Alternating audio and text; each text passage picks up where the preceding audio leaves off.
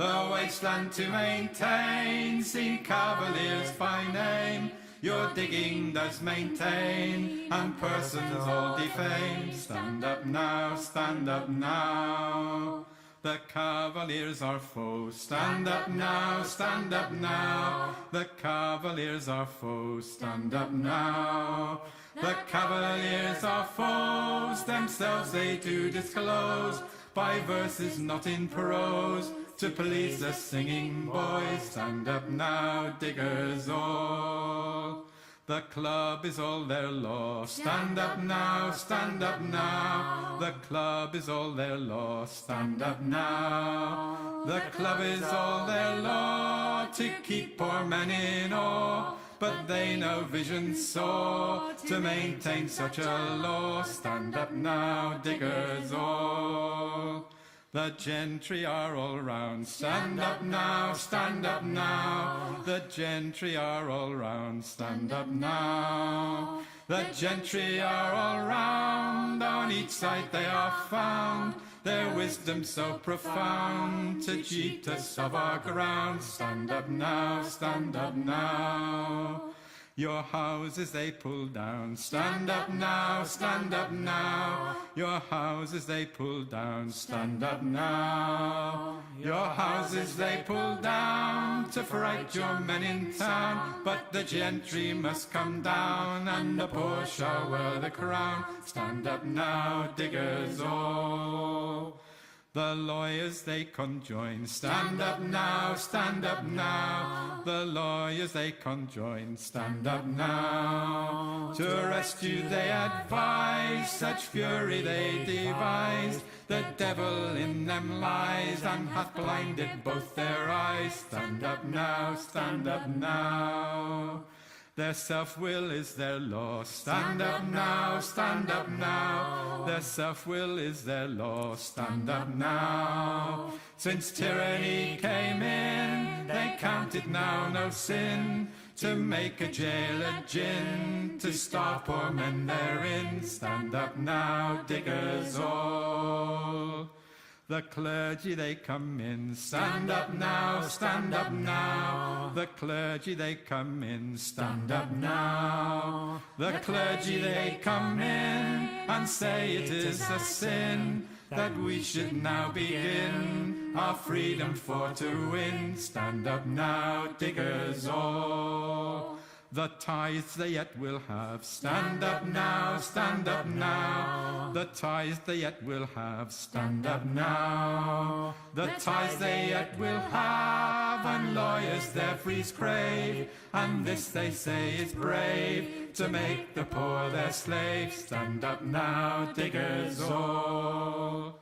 'Gainst lawyers and 'gainst priests. Stand up now, stand up now. 'Gainst lawyers and 'gainst priests. Stand up now. For tyrants they are both, even flat against their oath. To grant us they are loath, free meat and drink and clothes. Stand up now, diggers all.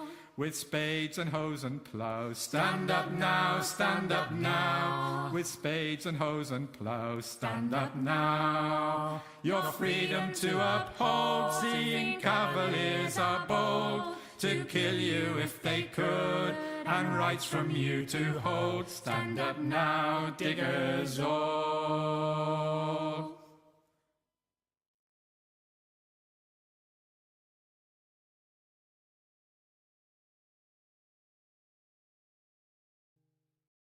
When the people's will is swayed by a con man's cheap charade, despite the crass misogyny and blatant hypocrisy, when the fascist voices swell, we hear echoes of the past. They vilify the immigrants, the leftists and outcasts, when the opposition croaks and the people just don't vote for the same old tired rhetoric of neoliberal politics. We must organize the fight for our universal rights, for democracy and empathy to permeate this life. For it's not the immigrant who labors for some bread, who's making us toil till we drop dead. No, it's not minority bodies are peer-reviewed authorities, or queer folks and trans folks, or a multitude of deities. I say, all are your comrades and none are your enemies, in the momentous fight against all bourgeois priorities. Freedom is not those traditional values crafted from bigotry and classist realities. Freedom is freedom to move and disobey, to rely on one another to keep would-be kings at bay. Say none of us can stand alone against their power. We must stand together and make them cower. For the laws of this land have us used and abused, owned and subordinate to our patriarchal roots. I say it's high time we reinvent this whole operation to make mutual benefit our sole occupation. Because freedom is freedom to move and disobey, to rely on one another to keep would-be kings at bay. Say none of us can stand alone against their power. We must stand together and make them cower. Here we go. Yes, freedom is freedom to move and disobey, to rely on one another to keep would-be kings at bay. Say none of us can stand alone against their power. Rise, proletariat, and make them cower.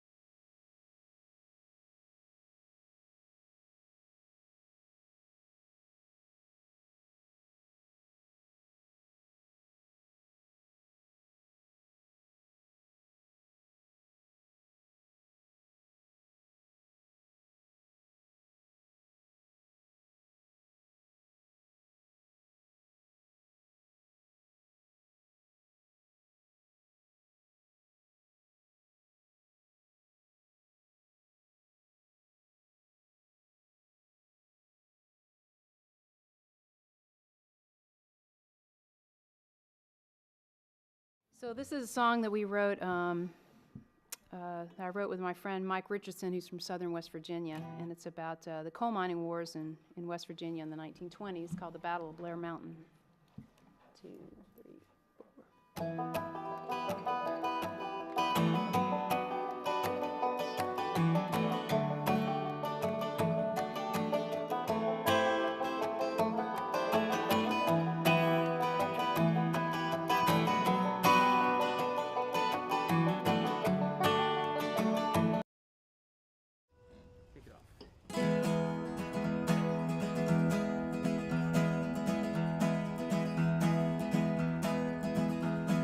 Take my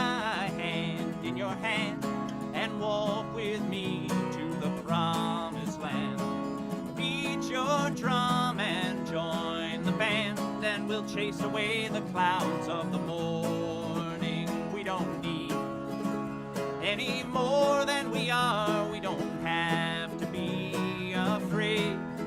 There is a power in these legs and arms and the voices that we can raise, saying no, we won't go away. I have heard the crowds of the old and the young when the steel canyons echoed with the songs that were sung, and the streets were filled and the law was undone, and the fever of the people was breaking. We don't need any hand-me-downs. We're not looking for charity. We've been fooled, we've been jerked around, and there's only so much we can say. No, we won't go away. Oh, the time it will come all over the earth. We will lay down our tools, their concessions we'll refuse when there's nothing left to lose. Throw our bodies on the gears and stop this infernal machine.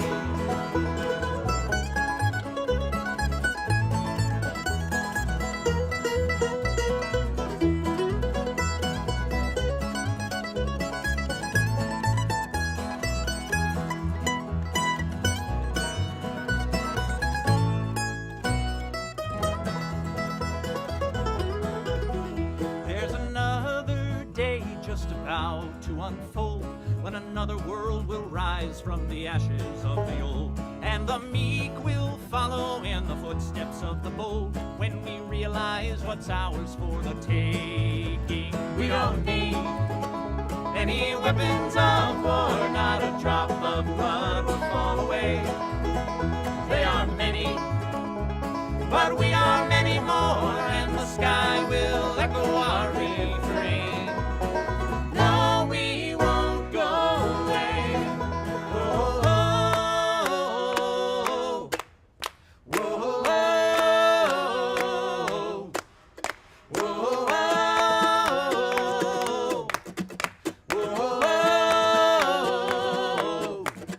whoa, whoa. The time it will come all over the earth. We will lay down our tools, their concessions we'll refuse when there's nothing left to lose. Throw our bodies on the gears and stop this infernal machine.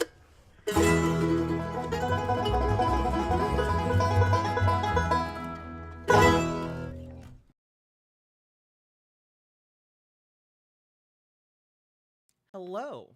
We're back. We're back, everybody. Yeah, my appeal got approved, so they overturned that bullshit on the channel, but gotta say, still pretty pissed off about it. I would have really loved to have been live while we hit 10,000 subscribers over on YouTube. That would have been real nice. It also would have been really nice not to get so angry that I literally rage cried myself to sleep. So, kind of quiet, not gonna lie. Okay, so, yeah, I would have really liked to have not been, rage crying myself to sleep. They overturned the ban. That would have been really cool if, that hadn't happened. I would have really enjoyed if that hadn't happened. And, yeah. So there we go. Let's see. One politic to go, please. Exactly. A rage cry sounds so nice now, actually. Honestly, I recommend it. It's a good thing to do. In my mind, anyway.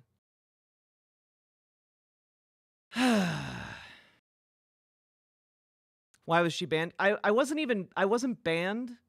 Their community guidelines detected that I didn't immediately shut down the stream when it got flagged for potentially infringing on another party's copyright, which I wasn't. And when it did ding me, I was like, oh, okay, I'll switch over to C-SPAN. I did that, but it was too similar to what I'd been watching before on Right Side Broadcasting Network. And so they said, you didn't listen to us, so community content violation. Which, if you get 2 of those, it's a strike against your account. If you get 3 strikes, obviously your account is deleted. It's a pretty big deal.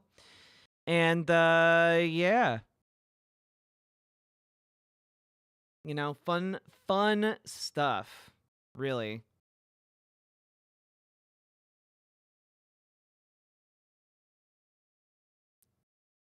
So, yeah, that's kind of where we're at.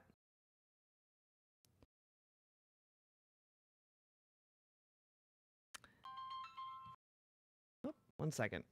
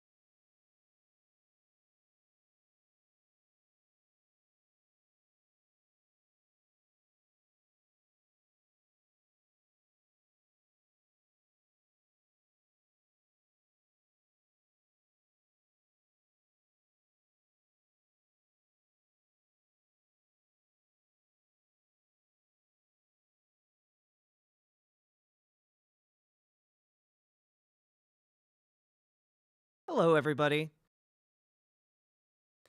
Things are okay. Don't worry. You know, it's a rough day for people in my social circle and my life too. You know, I am a person. I do in fact know other people who are worried about the events that are transpiring today. Hello, Batman. Hello, Salty Turtle Cupcake.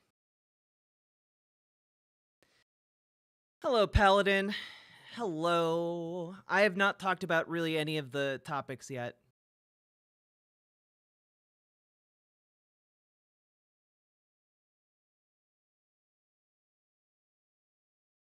Hello, KF Logan. Welcome, Raiders. Welcome, welcome, welcome. Sorry about the long delay.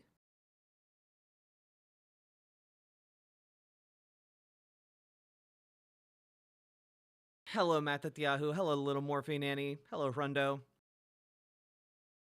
Do you remember when they used to be subtle about it? No, actually. You know, today's a day where I can say, no, I've been right about them the entire goddamn time, you know? Today is the day I can say, oh, yeah, you know, I've been calling them fascists from the beginning. You know, it's just that they started goose stepping on stage. Now a lot of people are like, wait a minute, are they Nazis? And it's like, yeah, they're fucking Nazis. They've been Nazis the entire time. That's why he pals around with Nazis. You know?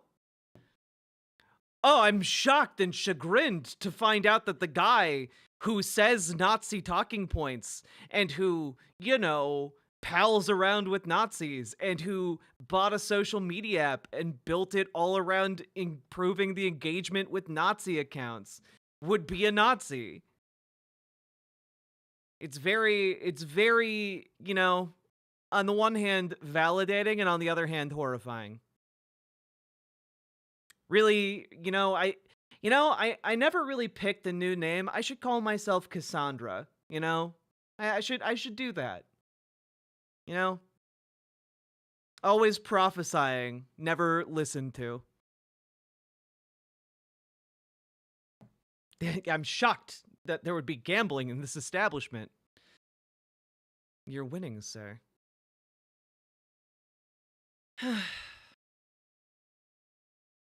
I'm making a point of avoiding watching the crowning of a tyrant.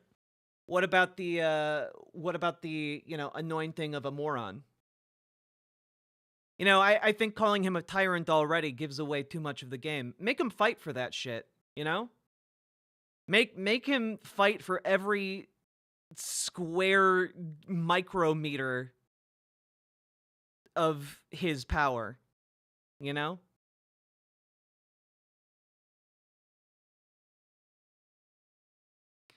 So let's not call him a tyrant quite yet.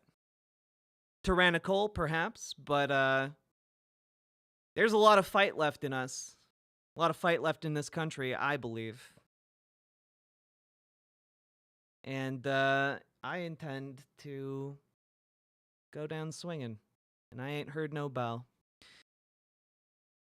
Apparently he's going to sign executive orders in front of a crowd. Well, that should tell you a lot about what those executive orders are going to do. You know, real power doesn't need to be done on a stage.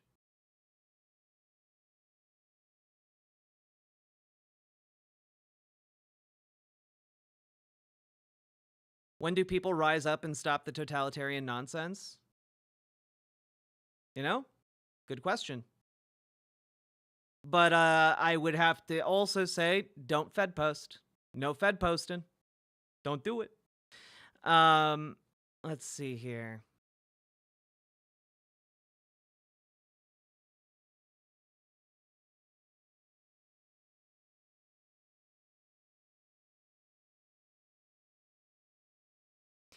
There was a brush fire down the street from my house just a few minutes ago. Oh my goodness, I'm glad you're okay. I would really just like to go into a coma for a few years. It would be nice, right?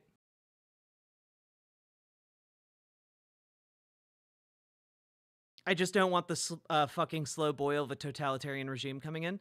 Well, that's why you got to actually do something about it. You know, you actually have to organize with your local community. You know, it's not actually, you know, I think a lot of people fantasize about violence solving political disputes because it is a fast, almost easy method. But the reality is, any kind of world worth building is done out of community. So you got to organize with your community first and foremost.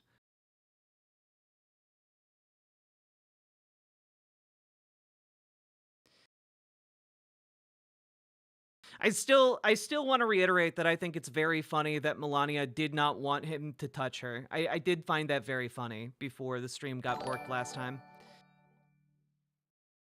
Hello friends, it's the duck. I cannot be with you due to capitalism, but I am sending love and solidarity to you all. Have a good stream, Jack. You're the best. BWA solidarity. Very knifey duck. Good luck doing a capitalism. Did you see the kiss? I saw the attempt to kiss.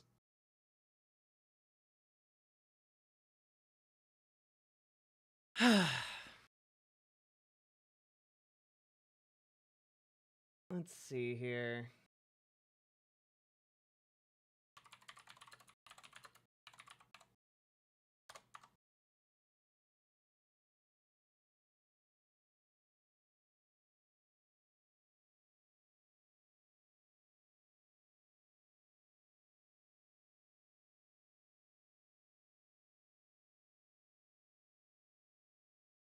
He had concepts of a kiss. Yeah.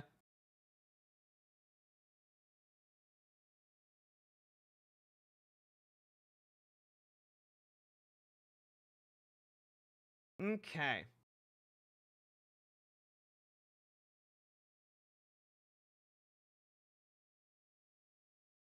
So, folks, one of the things I want to really reiterate over and over again. Sorry, stream got nuked earlier. Hopefully the appeal at least takes away the strike. That was some real BS. Shellbell, thank you for the $50 dono. That is incredibly generous of you.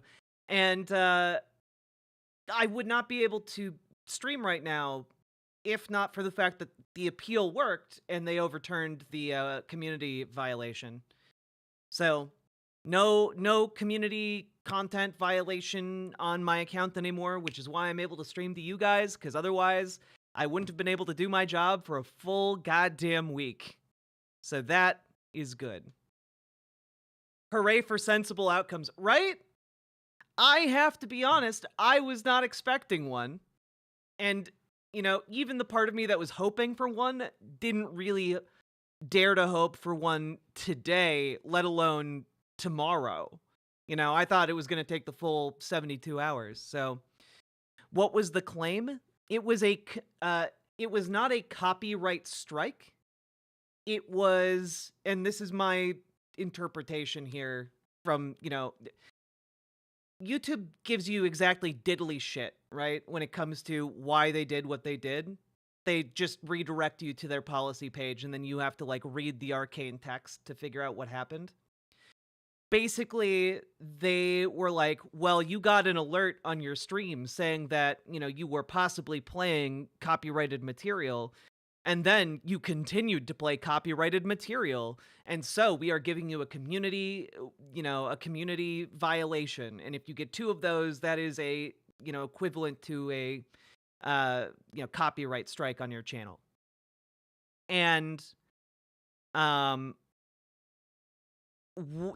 community policy that I allegedly had violated was against third-party content.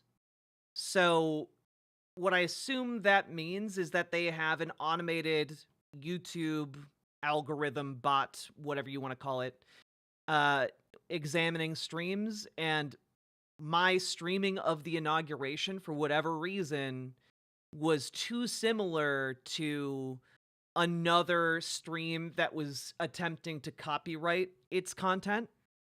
And so it started flagging me, and that's why the stream went down, temporarily, and you can see that if you go back and watch the VOD. But then, I was like, okay, well, I'll switch over to C-SPAN, because C-SPAN is almost universally safe. So I switched over to C-SPAN, but then it flagged it again as that same content because it was the same event. And that's my theory is it's the same event. So enough of the content was the same that the bot was like, oh, you're trying to do it again. And so it gave me a community content violation.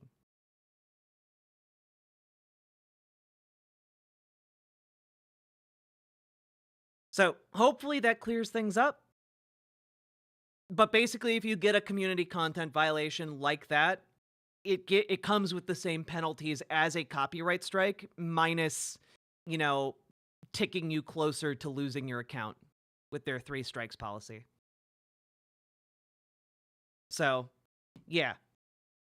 Really shitty. Dead Domain got some good stuff on their stream. I bet. Excellent content creator, that Dead Domain. All right. Today, on January 20th, 2025, I revoked my retirement in politics. Good. You should have been unretired the entire time.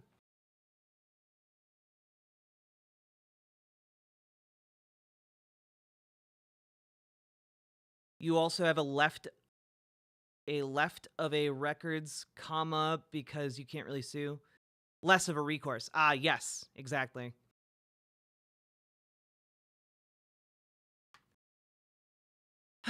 What happened to the stream earlier? I just got finished explaining it. Just roll back like 3 minutes. Okay. So folks, I know we aren't exactly able to cover this inauguration speech live due to some, trickery going on at YouTube, but we're getting to it now. I do think it's important to pay attention at the very least to this initial speech to see kind of where his head's at, what kinds of things could be coming down the pipeline, etc. And so we're going to be taking a look at Donald Trump's speech. And I want to preface all of this because I know a lot of people out there are really scared and worried today. A lot of people are doomering. A lot of people are really upset and sad. But I'm going to say this, right? And this is, your bit of hopium. It doesn't mean that bad things aren't coming down the pipeline. It doesn't mean that horrible things aren't going to be done as a result of this man. But what it does mean is that we can take a little bit of hope. And what do I mean by all that? Basically, things take time. A president is not a wizard. They cannot simply say the magic words and make something so.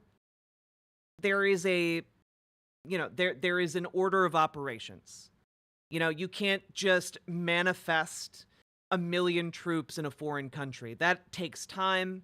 It takes logistical work. It takes preparation. It takes a lot of planning. And so we need to recognize that similarly, doing wide-scale operations with things like ICE, with things like, targeting trans people, with things like, threatening Greenland or all of these things, they take time. They take time, and that is the number one thing that Donald Trump does not have on his side. Okay? This week that we are in, this is when he is going to be at his zenith of power. It is only going to go downhill from here. The longer things take, the more cracks and divisions will show inside of the Republican Party. The more that Democrats and public pressure can take advantage of. His coalition, as it is laughably weak and is, at least in the House, on a very thin margin. And if we look at when special elections are, that thin margin goes out until, I think 90 days from now. So a sizable chunk of his presidency is already on thin ice, right? The longer this goes on, the deeper those divisions will be, and we are going to be able to take advantage of that. We are going to be able to extract concessions that leave us room. But also, it's important to keep in mind that there is going to be litigation. There is going to be resistance across basically every level of decision making, on every level of implementation, from the local level. You know, you got your cities and your state, you got your cities making themselves sanctuaries for undocumented immigrants, for example. That's something that the federal government is going to have to contend with. You've got states pledging resistance to any federal oversight or overreach, rather. And you've got bureaucrats currently in office. There's a reason why the Project 2025 focused so heavily on gutting bureaucrats, right? There's a reason for that. And largely it's because of this bureaucratic resistance to this type of, move fast policy, right? And so all I'm trying to say is, I'm not saying that bad things aren't going to happen, but what I am saying is that you're not alone. There are millions upon millions of people in this country who are going to fight tooth and nail at every single juncture of decision making, from top to bottom and from bottom to top, in order to fight these policy changes. And there are going to be Democrats and political figures who fail us along the way, but we will have to take that in stride. And we will do our best to increase public pressure. Yeah, we've got multiple lawsuits already being filed against the Trump administration, and it's been like, a handful of hours? I'm not saying, again, gotta keep reiterating, that bad things aren't gonna happen. But what I am saying is that we should not despair, and we should not devolve into apathy, okay? Because that apathy is what allows the worst excesses of what's coming to take place. That's what they want. Part of the strategy here is to overwhelm you as a citizen into inaction. It is to talk a bold game so that you do not do anything. And to counter that, do something. This is really, it maybe seems overly simplistic, but do something. Get into your local political scene with your local Democratic Party or your local Working Families Party or your local DSA, and ideally some combination of your Dems and a different external group. Do something, because when you are not in that room, it becomes a lot harder to exert leverage and pressure in that room. So what I'm trying to say is, now is genuinely the time. I've been saying it, I've been pounding this drum for months now. Now is the time for you to get involved. Don't let Moms for Liberty dominate your school board. You can do something about that. Don't let Republican whack jobs control your city council. You can do something about that. And when you do something about those things, you make it safer for other people to take action in your community. You make it safer for more progressive action to be embraced. You make it more... You make the progressives who are higher up in maybe state-level politics more powerful when you help on the local level, okay? And it's also really important to understand how this stuff works, which is another reason why you should get involved, right? One example of this, right, is... let me pull this up here. Yeah. Is this. Very important reminder. ICE can't go inside a house without the permission of someone there. Administrative warrants are not judicial warrants. When you get involved in your local communities, you learn stuff like this, okay? That there are ins and outs of the bureaucratic system that allow you to resist more effectively. Okay? One of the things I think folks need to take some heart in, take some measure of hope in, are historical moments in time when fascism in its fully fledged form really did take power. A really good example of this is in France. You know, the German government marched in, they took over France, they installed the Vichy government. But notice that they installed the Vichy government, and that when you actually start looking down throughout that government, it was not a complete and total governmental purge. There were bureaucratic officials who held on to their positions because they could not be dislodged. They knew too much. The policies, the legal framework of France was just fundamentally different to that of Germany. And that proved to be a saving grace. There was maneuverability there. There was wiggle room in order to save people's lives. And that was a message that played out over and over and over throughout Europe, in many other places as well. Okay? Understanding these systems and being a part of them will allow you to resist. Okay?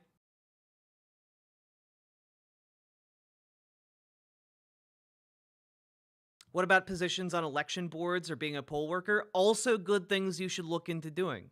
At every level of political engagement, we need to be interested and we need to be willing to get involved, because this is where we can prevent that fascist political will from manifesting in our communities physically in the form of jackbooted thugs.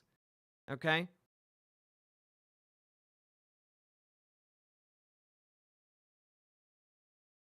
And also, as we move through the coming, let me pull it back real quick. Also, remember, Donald Trump's number one thing, his number one limit on his resource is time. All of these things, all of these acts of resistance, they add up and they take more time. It takes time to get an executive order to the Supreme Court of the United States. You need to go through many, many, many different court battles and court cases, and the people working those court cases and court battles are going to make them take as long as possible. Okay? Because if you delay a court case 5 years from today, there's a very good chance Donald Trump is no longer in power, and that court case can be dropped by the federal government. Okay? If you delay a court case for 2 years, there is a decent chance that the House of Representatives swings back to the Democrats. Okay? And also, if you delay it a couple years, Donald Trump is old as shit. Okay?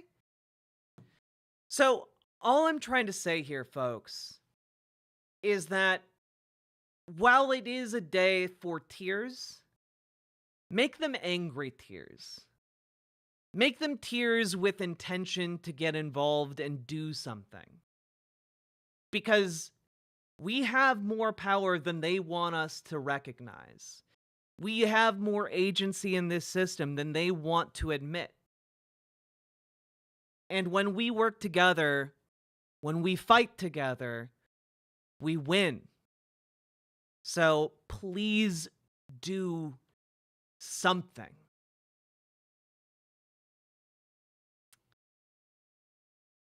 I didn't intend that to be a whole ass segment, but you know what? We're just going to make that a segment all its own. How about that?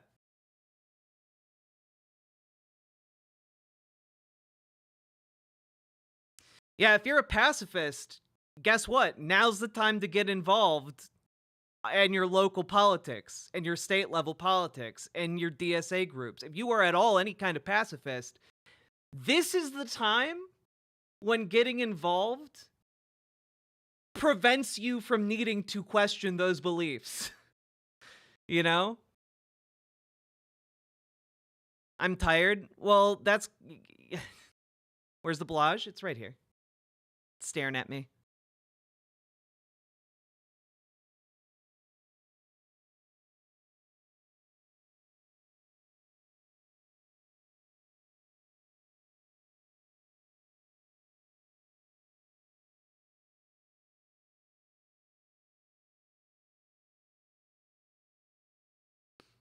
I'm too scared to be angry. That's okay. Feel the fear. Feel the fear and let it give way to a righteous anger that spurs you and motivates you.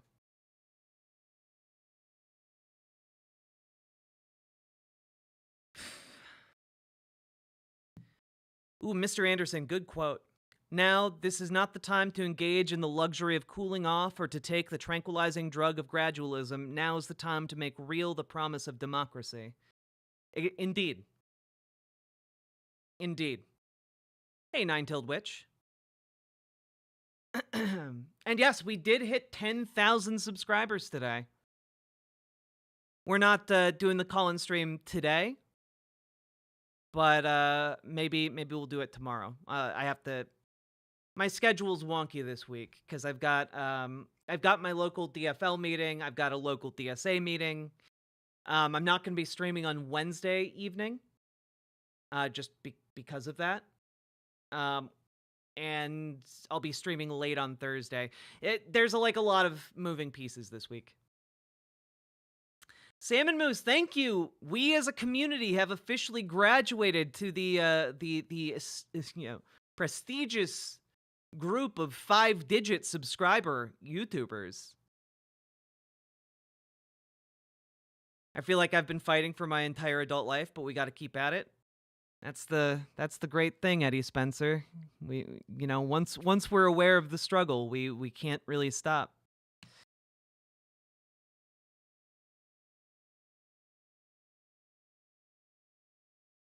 Too cold outside for me to go to the county meeting this evening? Should I go? Usually they'll have a digital option, Superjet guy. I know my local DFL does.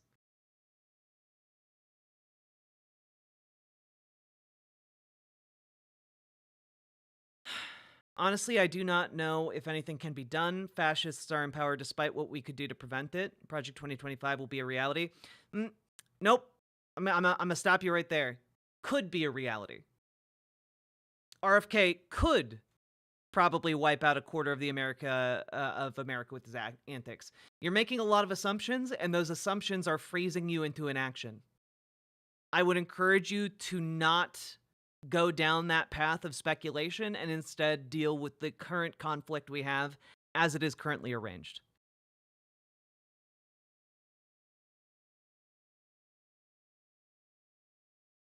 When you start going down that hypothetical chain, it can drive you crazy. But again, keep in mind things take time.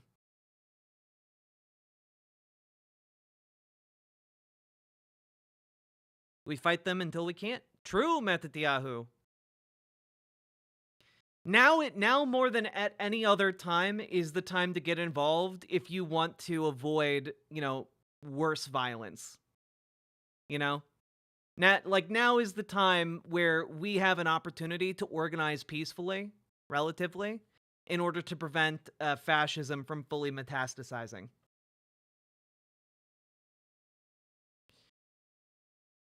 Yeah, exactly, main captain. Let's not assume the worst will happen. Because let's be completely honest here. That assumes, competency in our enemies, in our adversaries, and that gives them far too much credit. Have you seen them try and talk? Have you seen them try and do normal human things?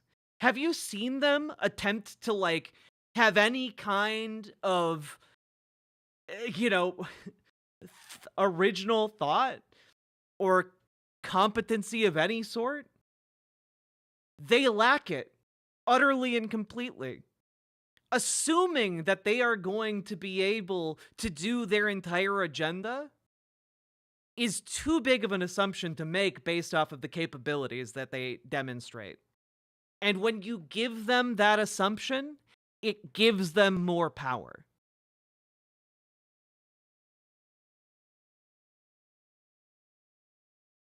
Is there something people can do to help from outside the US? Yes. You can pay attention to third-party organizing groups. Salmon Moose! 10,000 cents for 10,000 subs. Thank you so goddamn much. I really, really appreciate it. Holy moly. Damn. Thank you, girl. Thanks for believing in me. And is there some... Yes, Anders Norup. Basically, there are a number of organizations that are going to be organizing phone banking, for example. If you see any progressives that are running, primaries or are running in the general election, you can participate in phone banking. You can make phone calls in order to help turn out the vote.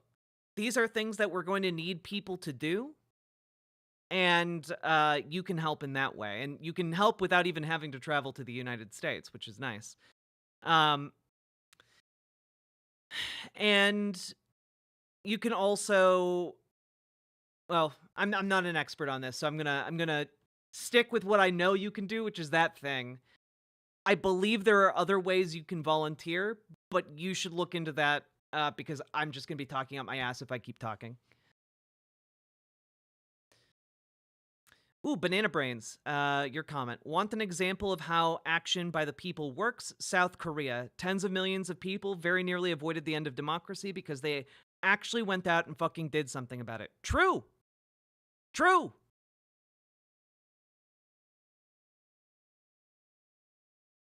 True, true, true.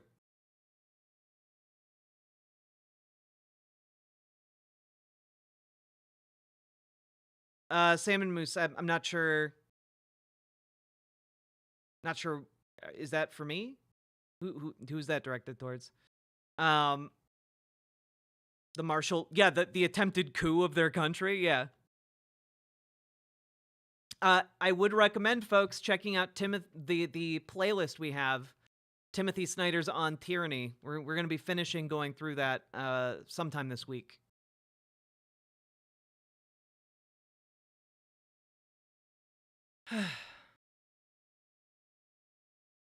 Like just today, Trump banned an app that helps immigrants. I know I'm being a doomer, but how can I be hopeful when already this is our reality? Whatever happened to justice? What about people's self-respect?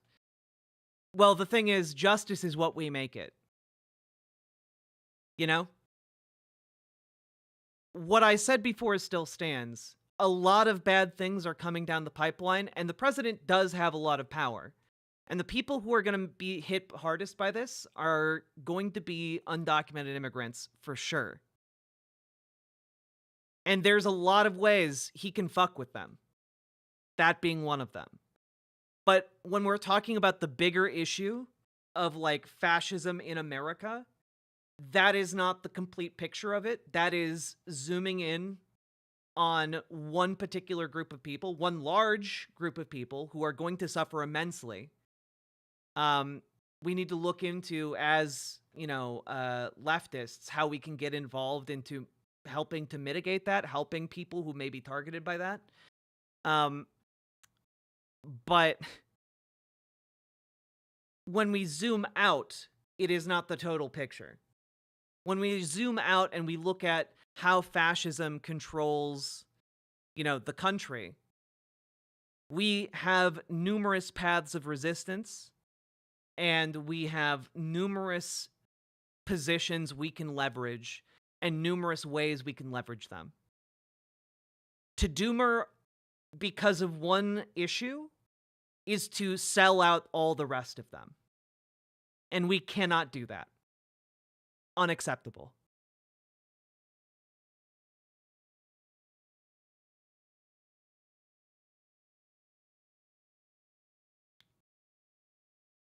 Well, that's the thing, Gordon Guy. They can say that the raids are also going to round up and deport people who are here legally.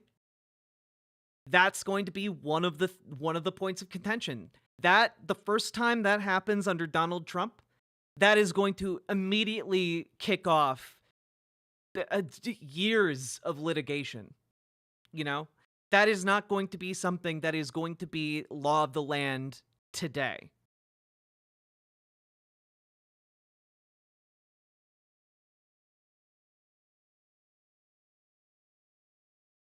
I don't know about the US, but we've got laws about that stuff. Oh, in the United States, I've checked in the past, you as a foreign person can volunteer, you just can't be compensated.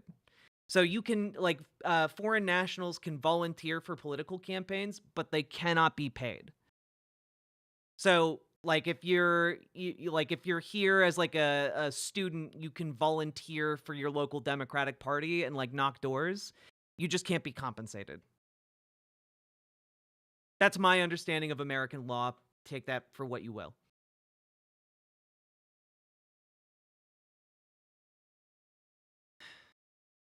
Exactly, Bastion. You get it. What Donald Trump wants to do has no precedent in US law, which means it's going to be a long and bitter legal fight.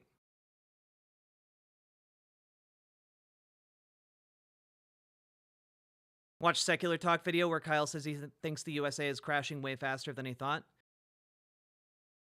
I don't agree with that feeling, largely because, again, having looked at now the actual voting data, I actually put out a video today about how Donald Trump won. And Donald Trump did not win because of a groundswell of fascist support. Donald Trump kept his support stable. And Democrats failed to turn out voters. What that means is the vast majority of this country does not agree with the fascist project for America. They just were not motivated by the neoliberal vision of America. And what that also means is that the more people aligned against this administration means that more people are going to come out of the woodwork to fight against it. Okay? That's what's happening.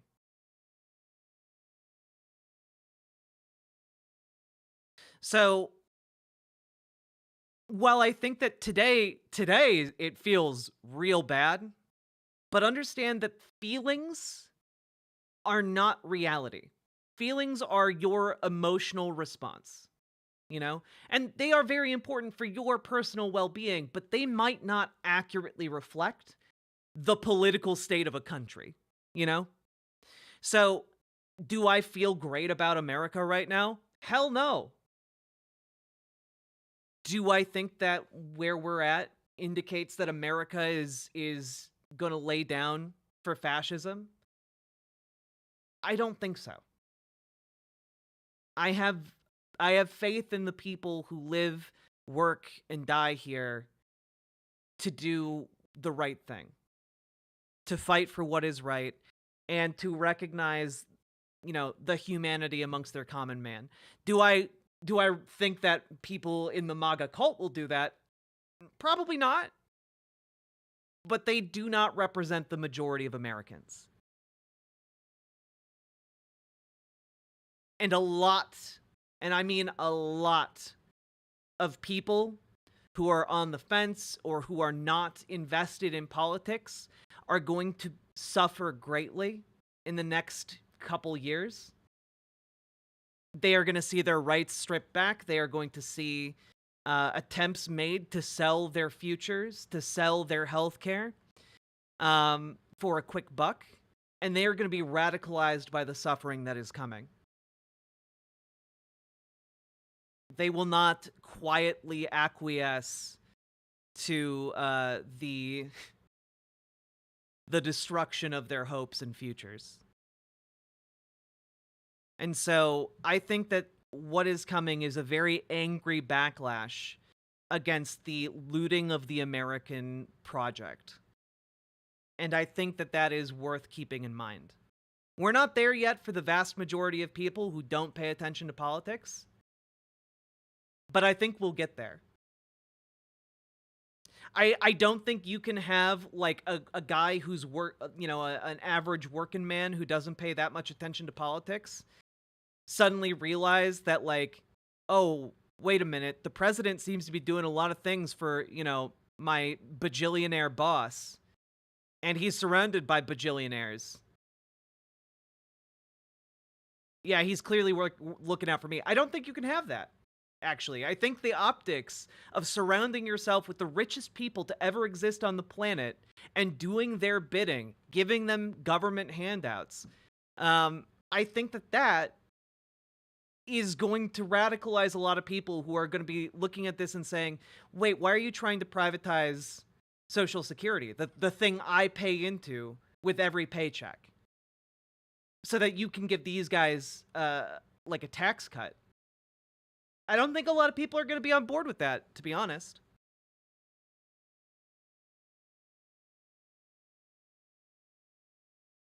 You're thinking too highly of Americans?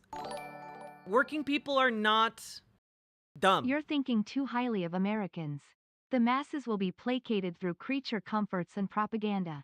And so long as the military and the government stay in lockstep, we're fucked. We're not. That's the thing. When you think too little of Americans, you give the fascists more power. You are actively empowering them by thinking so little of your countrymen.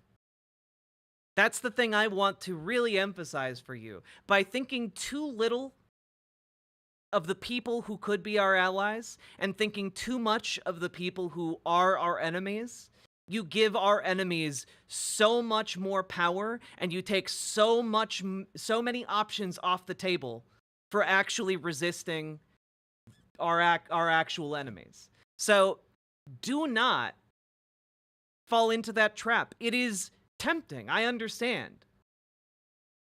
But don't fall for it. Because if we cannot rely on our fellow workers, if we cannot rely on the working class of America, then you shouldn't be here. You should just be banned forever. You know? Because there's no amount of conversation that will change our path. If you are saying, well, Americans are just too dumb to resist fascism, then we've already lost, and what are we doing here, you know?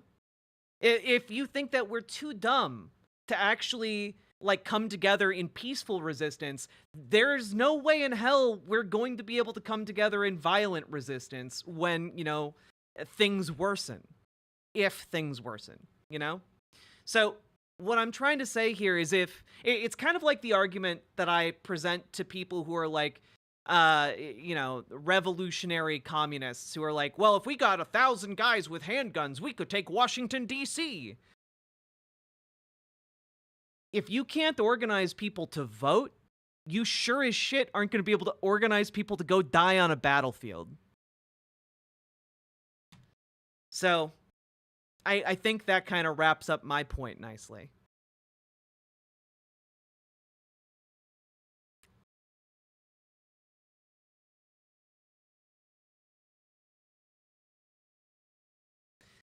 Empowering with low expectations. Yeah, I think that's a good way of putting it.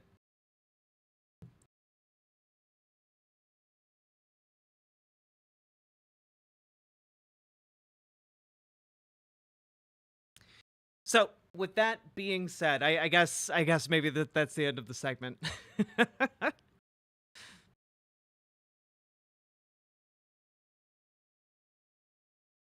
I just feel like there was a lot more resistance the first time around. Linda Marks, I would say that there was an aesthetic of more resistance the first time around. An aesthetic deliberately adopted by people like Jeff Bezos through their publications. I think that the aesthetic was there, but it lacked integrity. And I think that that is why we wound up with Joe Biden. You know? I think that part of it is that there was still this adherence to neoliberal politics embodied in Joe Biden, where we could still have the privatized markets, we could still have all of that, you know, money flowing into capital without regulation. And they realized, well, wait, we could actually get even more of that. We could actually, you know, turn the spigot up to maximum by embracing this fascist guy. And so the aesthetic of resistance is gone, but the people who are still going to resist are there. And I think that that's what's really important to remember. Our power is not derived from the aesthetic of resistance. Our power is derived from actual resistance, from actual people. Yeah, material resistance over aesthetic resistance, exactly.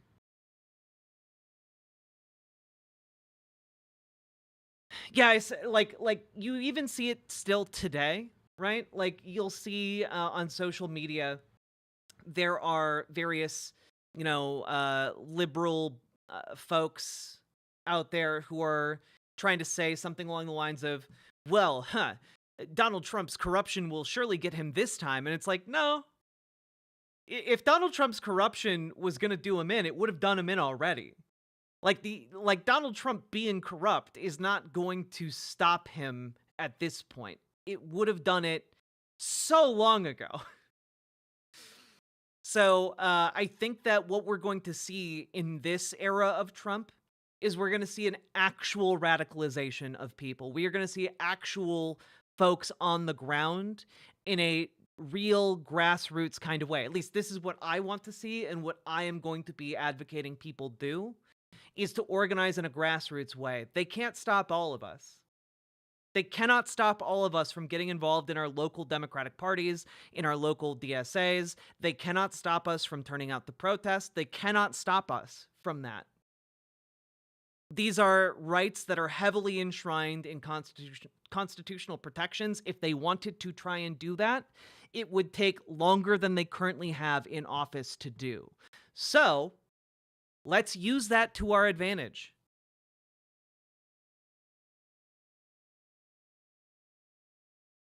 Let us use the things that will take them the longest to undo to our advantage.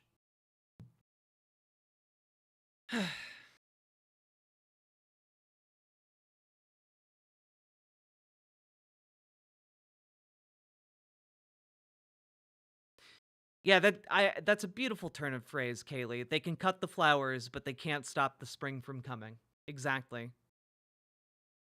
Here in Minnesota, we're in a pretty brutal cold snap. And I know that in the depths of winter, when it's, negative 30 degrees outside, it can feel like spring will never come. But I promise you it will. And when it comes, our movement will bloom.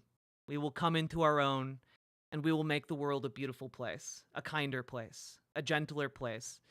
And I believe in my heart that victory is inevitable. But it takes a lot of work. So, best time to start that work is now.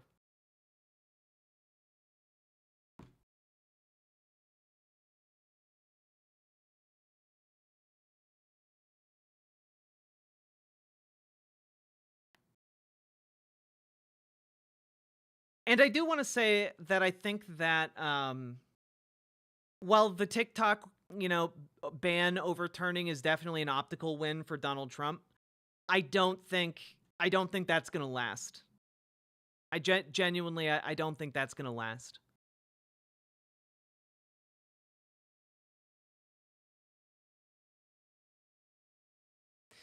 Maybe time to listen to Theoden's speech at the Fields of Gondor. Now might be a great time, if you haven't yet, to watch Andor. Andor would be a good thing for you guys to watch if you haven't seen it yet. Okay, but that was really beautifully said, and now I need to cry. Well, Gwennifer Roxanne, today's a good day for tears.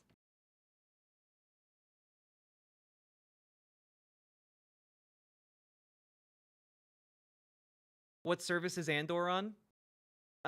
Disney Plus or, other things, I'm sure.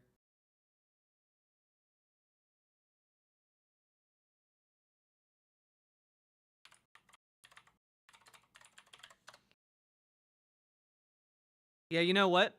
Let's maybe play this in the background just as a way of kind of putting a period on it. Oh, Linda Marks. That's absolutely what's going to happen.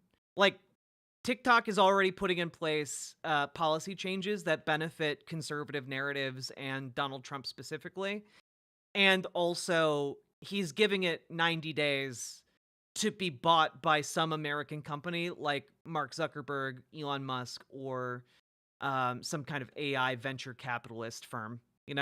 Those are like the three major companies that I know are making plays for TikTok at the moment. So yeah, that's going to happen. But yeah, here's just a little something to think about from Andor. Not going to show it on screen for obvious reasons.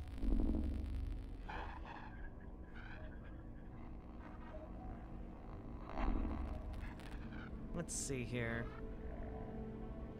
My name is Marva Karasi Andor. I'm honored to stand before you.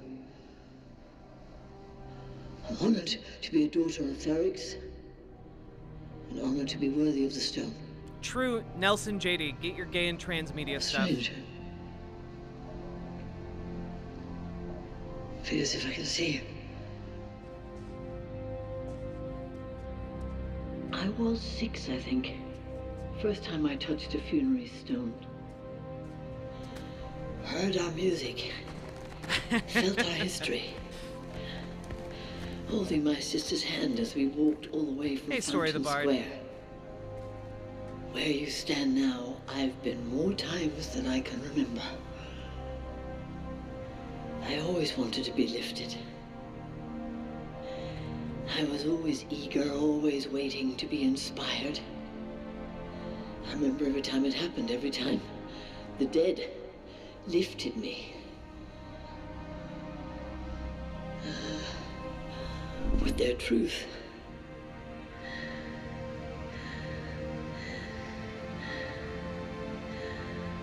And now I'm dead. It really is one of the best parts of Star Wars. And I yearn to right lift here. you. Not because I want to shine or even be remembered. It's because I want you to go on. I want Ferrix to continue. In my waning hours, that's what comforts me most. But I fear for you. We've been sleeping. We've had each other and Ferrix, our work, our days. We had each other and they left us alone. We kept the trade lanes open and they left us alone.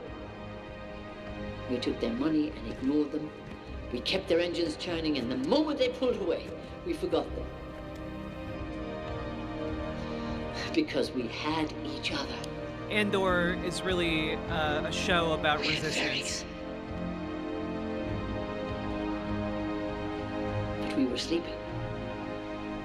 I've been sleeping. I've been turning away from a truth I wanted not to face. There is a wound that won't heal at the center of the galaxy.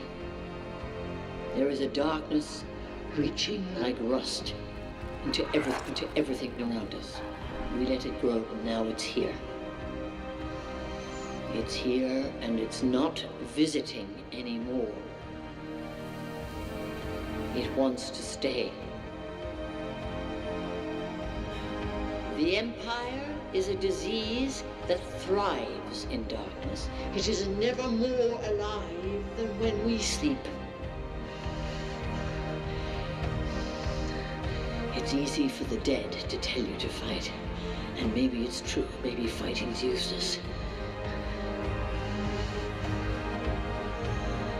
Perhaps it's too late. But I'll tell you this. If I could do it again, I'd wake up early and be fighting these bastards from the start. Fight the Empire! What a fucking banger. What a fucking banger of a scene. And honestly, this is the energy we need to bring every single day for the next 4 years and beyond. You know, we need to go out there and we need to treat it like the threat it is. We can't go back to sleep. We can't afford that luxury anymore. That was a thing we could do, you know? Last year maybe even. We can't do it anymore. We don't have that luxury. You are too aware of the problem to ignore it anymore. And if you try, it's going to fester in your heart, it's going to fester in your mind, and it's going to eat you alive while you watch the world around you crumble. So do something. Do something to fight. Whether it's, you cook food for Food Not Bombs, turn out to, provide food for protesters. There are going to be plenty of those for the next few years, okay? I guarantee you that. Whatever you're good at, consider what you do well, what you have talents in, what you are skilled at, and how you can incorporate that into a larger project. I know we got some people in this community who crochet. Maybe consider how you can make like fun, revolutionary crochet. Like that seems cool to me. There are a number of ways you can use your artistic talents and autistic talents to further our fight.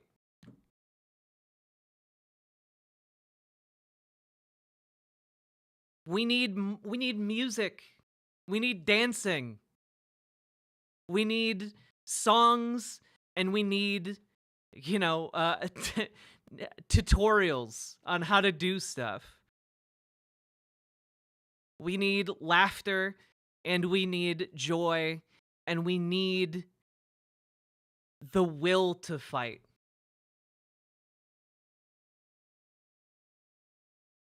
Movies, punk rock, whatever you can get your hands on that you can use your skill set to share with your community, do it.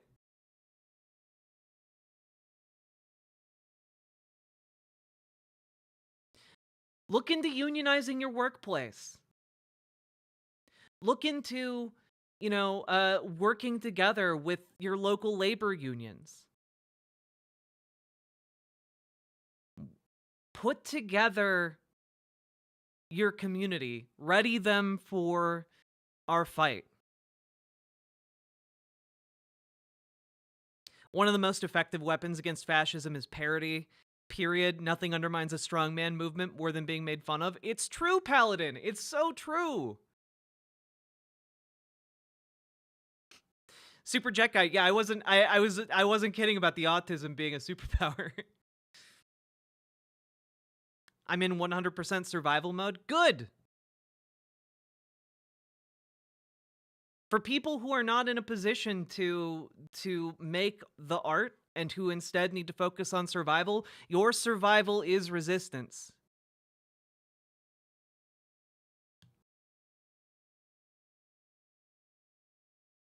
You can only fight if you survive, after all. Join your Socialist Rifle Association. Join your John Brown Gun Club. Figure out how you can build your skill set. Maybe consider learning how to become like a handyman. Learn how to fix stuff around your house, and maybe you can help other people to fix stuff around their houses.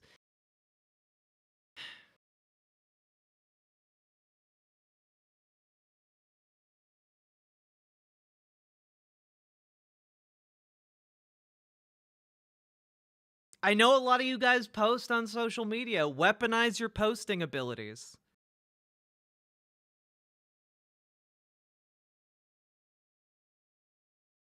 Yeah, I mean, Paladin brings up a really good point. Donald Trump is notoriously thin-skinned. He hates being mocked. And not only does Donald Trump hate being mocked, there's a decent argument to be made that the entire reason we've had the last, decade of Donald Trump has largely been because he was made fun of by Obama at the White House Correspondents' Dinner. And you know what? Let's keep making fun of the fucker.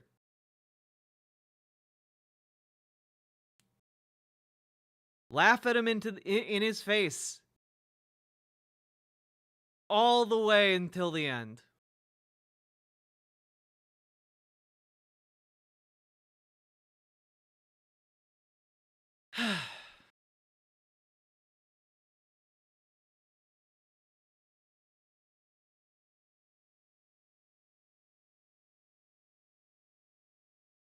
You know, I just wanted to share this with you.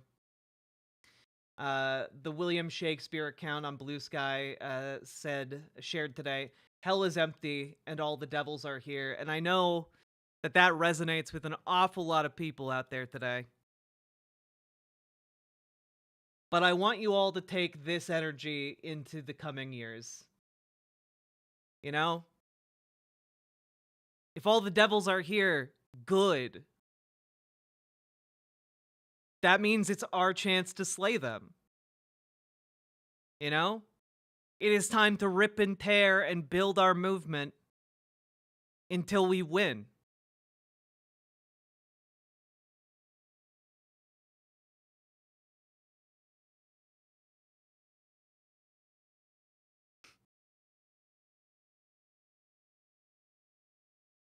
Rip and tear until we are done.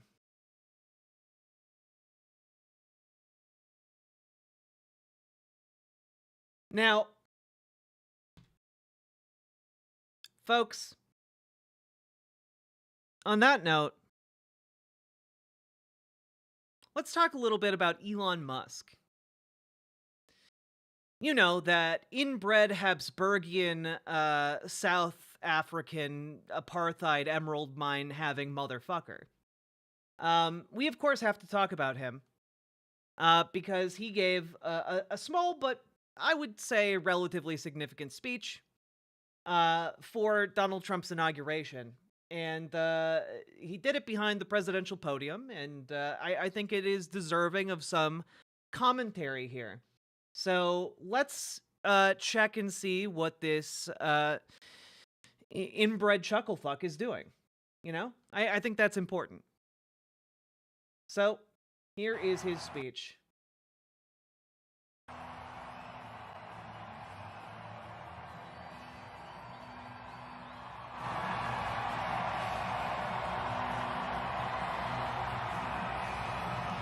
Also, okay, you guys can't watch him come onto stage like this and think, ah, yes, our enemies are truly competent. Yes!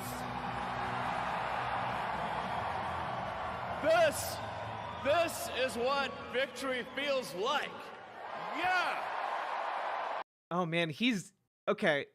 One, he's definitely high on something. And number two, how are you the richest man on the planet and your suit fits this poorly? How are you one of the richest people to ever exist on the planet and your suit is literally bulging off your shoulders? Look at that. I'm not even like a fashion stickler, you know? But like, good God. You're richer than any human that's ever lived, man. And this was no ordinary victory. This was a fork in the road of human civilization. Okay. This you know, there are elections that come and go. Some elections are, you know, important, some are not, but this Elections happen. Did you guys know that? This one this one really mattered. And I just want to say thank you for making it happen. Thank you.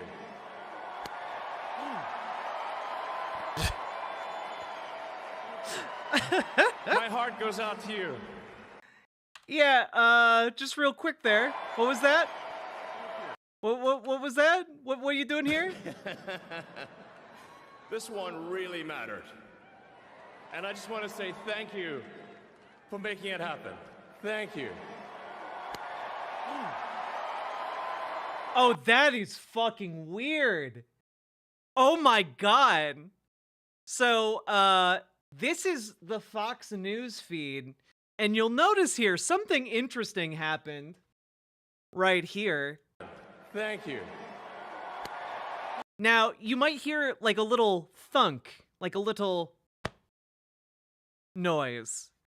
And, you know, I have to wonder,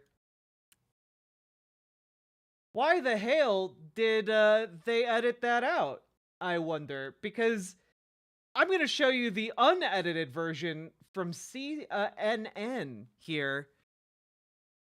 Let's take a look at what happened when they cut the camera away, weirdly, in this uploaded speech.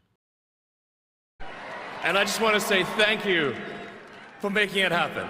Thank you.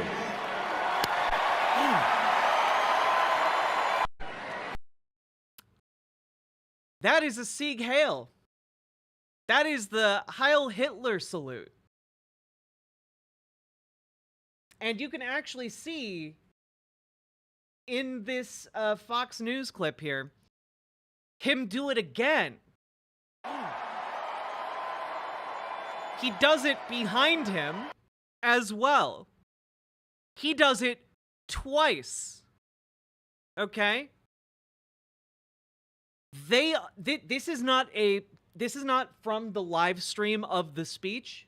This is a video uploaded by Fox 29 Philadelphia. They edited out. They edited around the feed. The camera didn't just coincidentally show the audience. They just used B-roll stock of the audience right there. That's what happened. My heart goes out to you. It is thanks to you. Yeah, by the way, this guy's a Nazi. This guy is a Nazi fuck. And I think that we deserve to be able to call him that every single time his name is mentioned. Okay? I know a lot of people are like, well, yeah, of course he's a Nazi. It's like, yeah, if you've been paying attention, you know he's a Nazi. You know, he bought Twitter. He built up far-right accounts. He got buddy-buddy with white supremacist neo-Nazi accounts and started, like, amplifying them and commenting, interesting. Or started talking about Jews in really weird ways. Elon Musk is ideologically identical to a Nazi. It's not him being awkward and charming and, like, failing to do, like, a wave or some kind of salute. No, he's doing the Hitler thing. Like, it has been clear that he's a fascist up to this point, but this is really him essentially goose-stepping on stage. Like, you couldn't get more Hitler-y with this, you couldn't get more Nazi with this, unless he literally goose-stepped onto the stage in a Nazi uniform. And I know that there are going to be people after this who try and downplay it, but this is well and truly him announcing himself to the world as a goddamn neo-Nazi. And I think that he should be shamed. If he goes into any kind of public space, he should be shamed, he should be mocked, and he should be belittled. He should be, by all public society, shunned and othered and otherwise made untouchable. You know, in the perhaps, if in that sense that might be a problematic term. He should be made, you know, a pariah. There we go. Nailed it. So, what I'm trying to get at here is that the demons really are here, folks. You know, hell is empty. And we need to take this threat seriously. One of the most powerful men in the world, the richest man in the world, just outed himself as a Nazi on purpose because the Trump administration is coming into power. We need to seriously organize for the threat that this is. You know, I gave a lot of hopium earlier, talking about proceduralism, talking about the bureaucracy, talking about how things just take time, and that works in our favor. But that is not a reason to be complicit or complacent. Okay? Because these people are evil. These people have evil designs on you, on your family, on your loved ones, on your friends, on your co-workers, on basically every level of life they are opposed to it. And we need to oppose them in equal measure. If not in superior measure, to force them back into whatever dark corners they fled to in the past. Okay? That the future of civilization is assured. I just want to say, he's basically just saying, in my mind, when you pair a Hitler salute with "we need to secure the future of civilization" in mind, you're saying the 14 words. You're saying like the white supremacist 14 words. Thanks to you. We're gonna have safe cities, finally, safe cities. We're so cooked. I mean, the audience that's there are MAGA supporters. They are the believers in this. They are, of course, going to be aligned with Elon Musk on what he just did. But I don't think that speaks for all of America. Secure borders, sensible spending, basic stuff. And we're gonna take Doge to Mars. I'm sorry, you can't combine those two things. It's like, we're gonna have sensible spending, and we're going to go to Mars. Like these ideas are not compatible. I mean, we are gonna have sensible spending and a flaming dumpster on every corner in which you throw your money into. Let's go! Like that's just not how that works. can you imagine how awesome it will be to have American astronauts plant the flag on another planet for the first time? And now I really want to emphasize, I know I'm just pause champing through this real quick, but did you just hear how he said that? And how he's moving and behaving here? One of the big things we have going for us is that our adversaries are not competent, and they are gigantic buffoons who have lucked into wealth and power. Okay?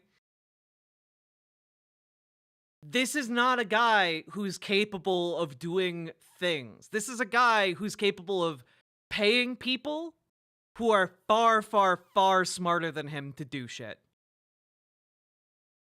And I do not think that those smarter people are all going to be aligned with his interests. Bam! Bam! Yeah! How inspiring would that be? You know, there's always problems. This is a guy who bribed an airline hostess with a horse. Okay? This is not a guy who's good at things. Some problems in life, you know, there's this problem, solve that problem. But you know, there need to be things that inspire you. There need to be things that make you glad to wake up in the morning and say, I'm looking forward to the future. Yeah. And I love you guys.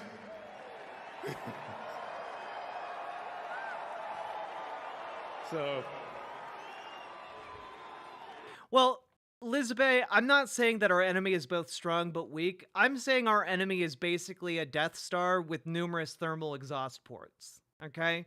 I'm saying that our enemy has an awful lot of power that it's going to wield very destructively. But I am saying also that they have very glaring weaknesses that can be exploited against them. You know? Which is different than they are both terrifying and just silly little guys. Because they're not.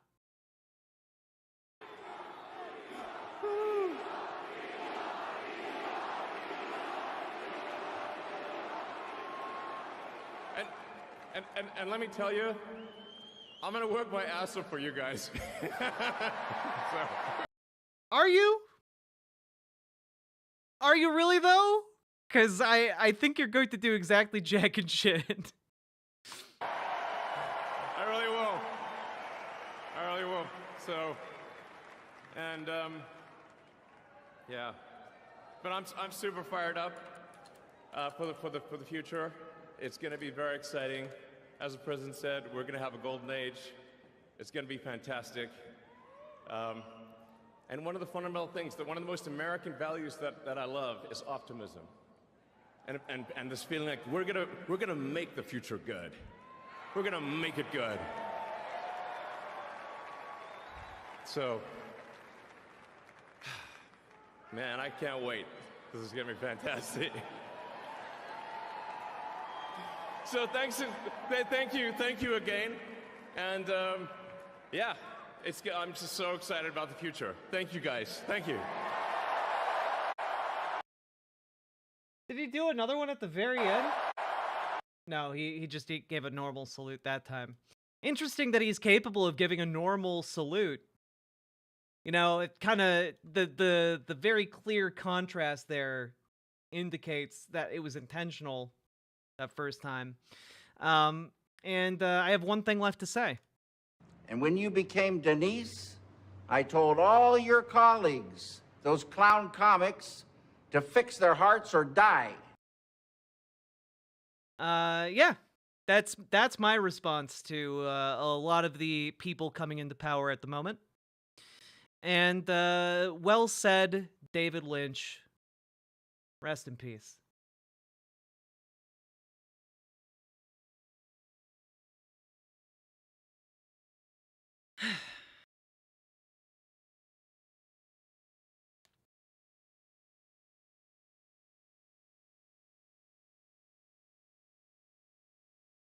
Can you believe it? Isn't he the richest person in recorded history? There might have been richer people, you know, adjusted for, like, inflation.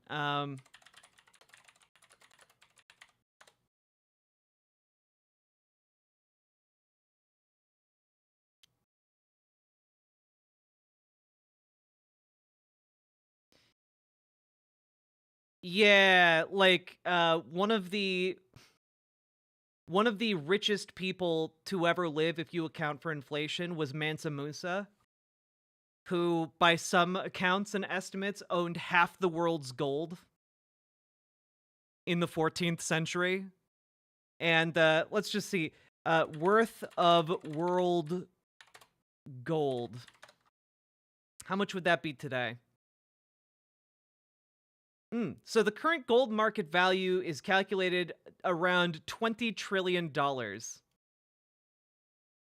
So if you moved Mansam Musa's wealth to today, he may have owned and been a 10 trillionaire. Just to give you guys a little bit of context for that one. Yeah. Mansam Musa is the real fucking absolutely banger when it came to wealth. Oh, I think Elon has definitely surpassed Rockefeller. Yeah.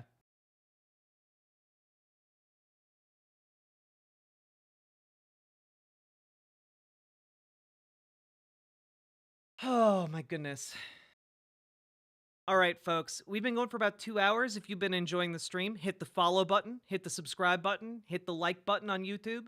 Consider dropping those subs and donos, because this show is made possible entirely thanks to viewers like you supporting it. I really appreciate that you guys do. I really appreciate that we have hit 10K over on YouTube. Colossal milestone. And we're gonna keep on growing. I don't plan on stopping anytime soon. He essentially crashed the gold market in Egypt for 10 years when he spent all his money on charities and stuff. It's true. He Mansam Musa like went on like a holy pilgrimage and like decimated the economy of so many different countries and areas.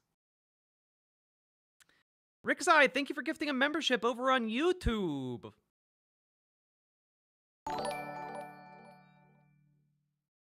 Appreciate you. Thank you so much.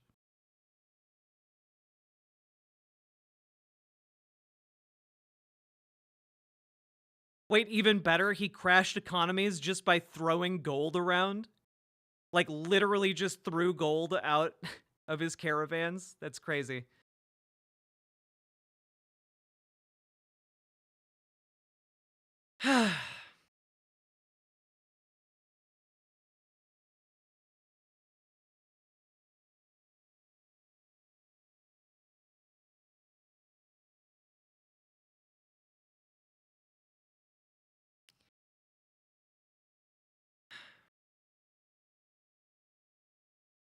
Is there possibly a way we can make MAGA think Elon and Trump are too woke? I mean, I think, honestly, keep memeing about Elon being the real president. Don't stop doing that. Keep up those memes, because genuinely, it bothers Donald Trump a lot. The more we hammer that wedge in, the more Donald Trump will get pissed off. And when Donald turns on Elon, for real, it's going to be a really He is good infinitely moment. more cooler than the motherfuckers we have today. True. Though, we also have the benefit of saying that about a guy who's been dead for, 600 years, 700 years, Ronan Levesque, thank you for gifting a membership. I really appreciate it. Morbius Dragon, thank you for gifting a membership over on YouTube. Let's go, folks!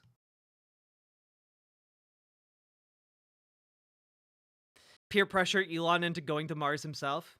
Yeah, maybe if he gets one more divorce, he'll do it.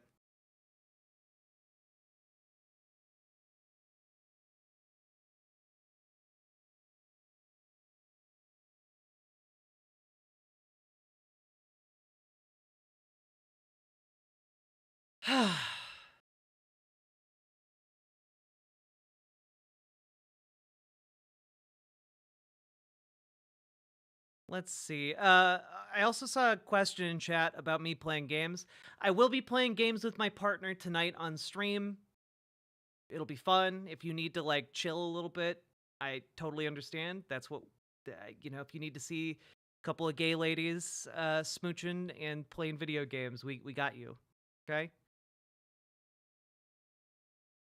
Wait, Morbius Dragon, you gifted yourself a membership. I just saw that. Thank you so much. What are the chances of that? Good golly. There are literally like 170 people over in there, and you get one in what, 150 maybe? That's crazy. Less than a 1% chance. Rixai, thank you for jumping over to the Riverboat site and gifting 2 tier 1 subs, helping to cleanse us of the white name Purge. Or Scourge, there we go. Dream Daddy, gonna love you, baby. Hello, Amber Brains.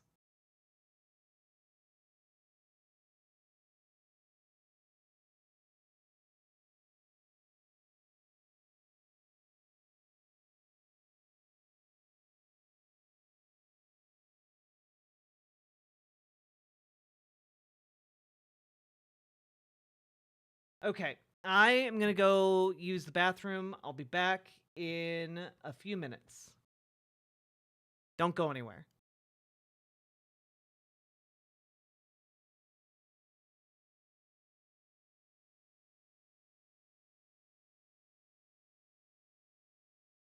When the people's will is swayed by a con man's cheap charade, despite the crass misogyny and blatant hypocrisy, when the fascist voices swell, we hear echoes of the past. They vilify the immigrants, the leftists and outcasts, when the opposition croaks and the people just don't vote for the same old tired rhetoric of neoliberal politics. We must organize the fight for our universal rights, for democracy and empathy to permeate this life. For it's not the immigrant who labors for some bread, who's making us toil till we drop dead. No, it's not minorities or peer-reviewed authorities, or queer folks and trans folks, or a multitude of deities. I say all are your comrades and none are your enemies, and the momentous must fight against all bourgeois priorities. Freedom is not those traditional values crafted from bigotry and classist realities. Freedom is freedom to move and disobey, to rely on one another to keep would-be kings at bay. Say none of us can stand alone against their power. We must stand together and make them cower. For the laws of this land have us used and abused, owned and subordinate to our patriarchal roots. I say it's high time we reinvent this whole operation to make mutual benefit our sole occupation. Because freedom is freedom to move and disobey, to rely on one another to keep would-be kings at bay. Say none of us can stand alone against their power. We must stand together and make them cower. Here we go. Yes, freedom is freedom to move and disobey, to rely on one another to keep would-be kings at bay. Say none of us can stand alone against their power. Rise, proletariat, and make them cower.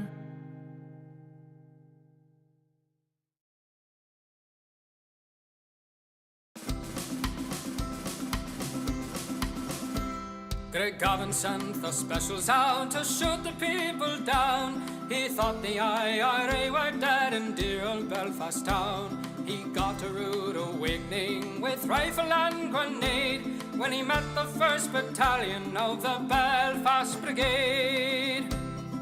Glory, glory to old Ireland, glory, glory to this island, glory to the memory of the men who fought and died. No surrender is the war cry of the Belfast Brigade. Oh, the soldiers came from Hollywood equipped with English guns. There were men by the thousand, ammunition by the ton. But when they got to Belfast, they were seriously delayed by the fighting 1st Battalion of the Belfast Brigade. Glory, glory to old Ireland, glory, glory to this island, glory to the memory of the men who fought and died. No surrender is the war cry of the Belfast Brigade. We have no ammunition or no armoured tanks to show, but we're ready to defend ourselves no matter where we go. We're out for our republic, Orange men they live in dread. No surrender is the war cry of the Belfast Brigade. Glory, glory to old Ireland, glory, glory to this island, glory to the memory of the men who fought and died. No surrender is the war cry of the Belfast Brigade. Come all you gallant Irishmen and join the IRA. We'll strike a blow for freedom when it comes a certain day. You know your country's history and the sacrifice it made. Come join the 1st Battalion of the Belfast Brigade. Glory, glory to old Ireland, glory, glory to this island, glory to the memory of the men who fought and died. No surrender is the war cry of the Belfast Brigade. Glory, glory to old Ireland, glory, glory to this island, glory to the memory of the men who fought and died. No surrender is the war cry of the Belfast Brigade. Hey! Glory, glory to old Ireland, glory, glory to this island, glory to the memory of the men who fought and died. No surrender is the war cry of the Belfast Brigade.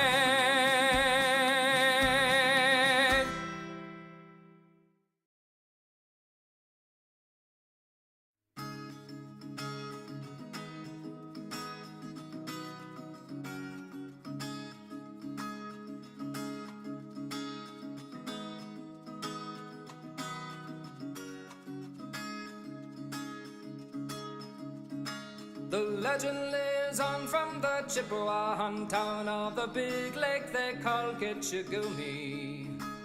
The lake, it is said, never gives up her dead when the skies of November turn gloomy.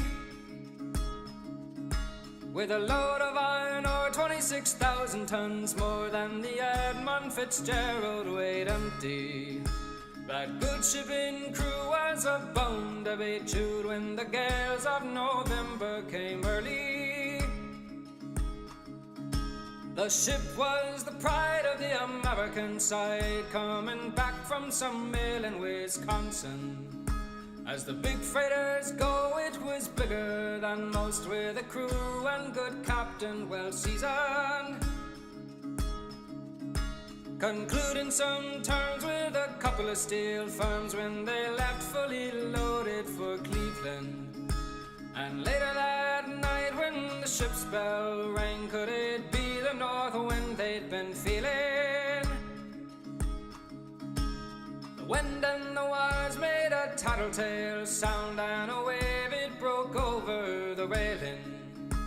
And every man knew, as the captain did too, 'twas the witch of November come stealing. The dawn came late and the breakfast had to wait when the gales of November came slashing. When afternoon came, it was freezing rain in the face of a hurricane west wind. When supper time came, the old cook came on deck saying, "Fellas, it's too rough to feed you." At 7 p.m. my main hatchway caved in. He said, "Fellas, it's been good to know ya." The captain wired in, he had water coming in, and the ship and the crew was in peril. And later that night, when the lights went out of sight, came the wreck of the Edmund Fitzgerald. Does anyone know where the love of God goes when the waves turn the minutes to hours? The searchers all say they'd have made Whitefish Bay if they'd put 15 more miles behind her. They might have split up or they might have capsized. They may have broke deep and took water. And all that remains is the faces and the names of the wives and the sons and the daughters. In a musty old hall in Detroit, they prayed in the Maritime Sailors' Cathedral. The church bell chimed till it rang 29 times for each man on the Edmund Fitzgerald. The legend lives on from the Chippewa and down all the big lake they call Gitchagumi. And today the bells rang another 29 times, plus one more for the man they call Lightfoot.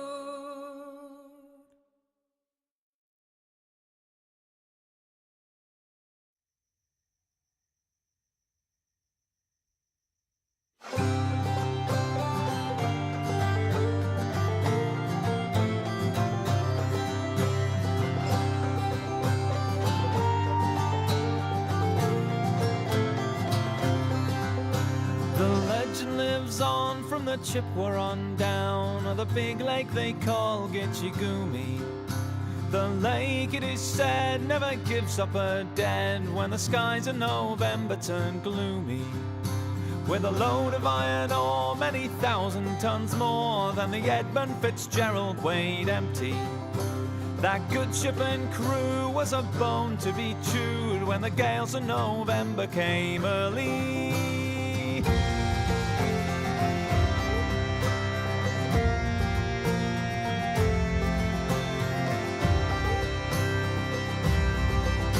The ship was the pride of the American side, coming back from some mill in Wisconsin.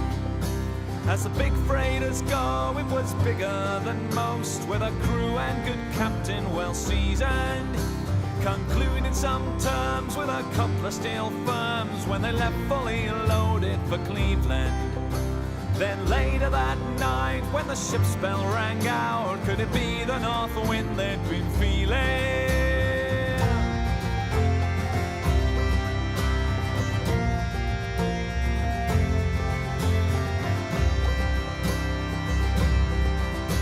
Well, the wind in the wires made a tattletale sound when a wave broke over the railing. And every man knew, as the captain did too, 'twas the witch of November come stealing. The dawn came late and the breakfast had to wait, when the gales of November came slashing. When afternoon came, it was freezing with rain in the face of a hurricane west wind.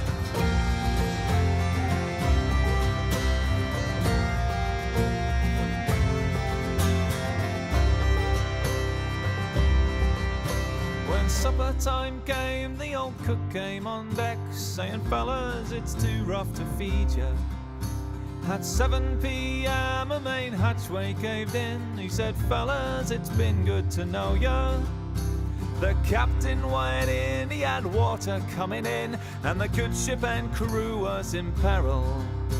And later that night, when his lights went out of sight, came the wreck of the Edmund Fitzgerald.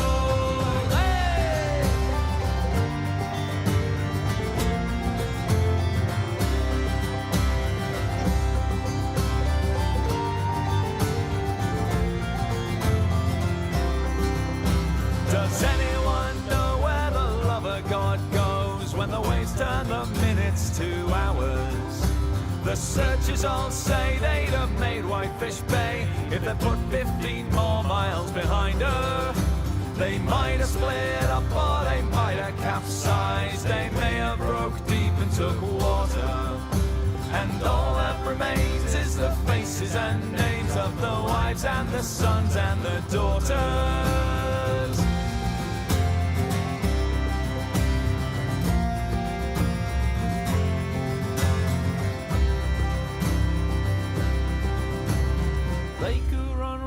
Superior sings in the rooms of her ice-water mansion. Old Michigan steams like a young man's dreams. The islands and bays are for sportsmen. And farther below, Lake Ontario takes in what Lake Erie can send her. And the iron boats go, as the mariners all know, with the gales of November, remember. In a musty old hall in Detroit they prayed, in the Maritime Sailors' Cathedral. The church bell chimed till it rang 29 times, for each man on the Edmund Fitzgerald. The legend lives on from the Chippewa on down, of the big lake they call Gitchigumi. Superior, they said, never gives up her dead when the gales of November come early.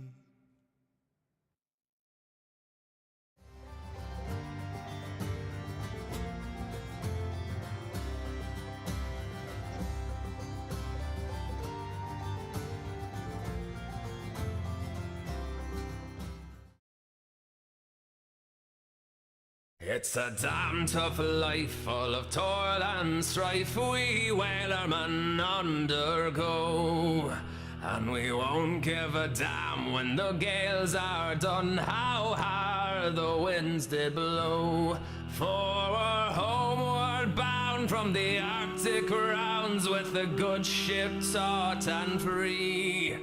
And we won't give a damn when we drink our rum with the girls of old Maui. We're rolling down to old Maui, me boys, rolling down to old Maui. We're homeward bound from the Arctic rounds, rolling down to old Maui.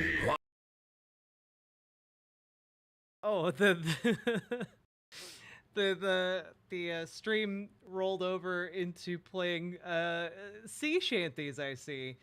This, for those of you asking, this was by the artist Colm McGuinness, who has a prominent YouTube channel that you should all check out. Sorry about that. Not intended to roll over into that.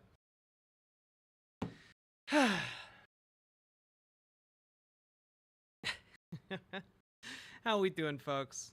How we doing?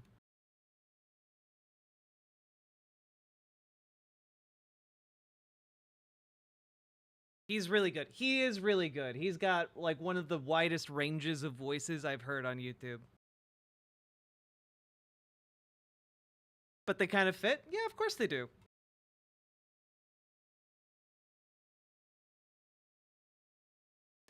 I'm gonna have to learn about port history now? Hell yeah.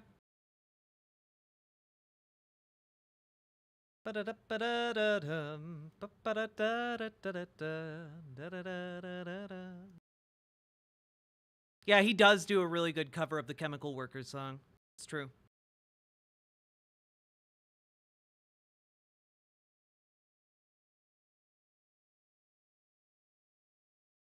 All right. You know, one of the incredible things is that I went to sleep in my makeup and cried a lot. And my makeup, doing pretty okay. Like, not great, but pretty okay.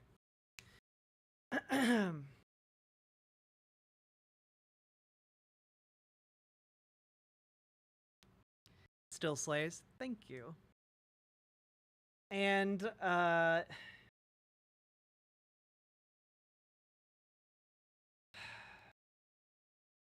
you know what? I think we have covered enough. I don't know that we necessarily need to cover the inauguration address. You know? Like, I can summarize it for you without even having seen it. You know?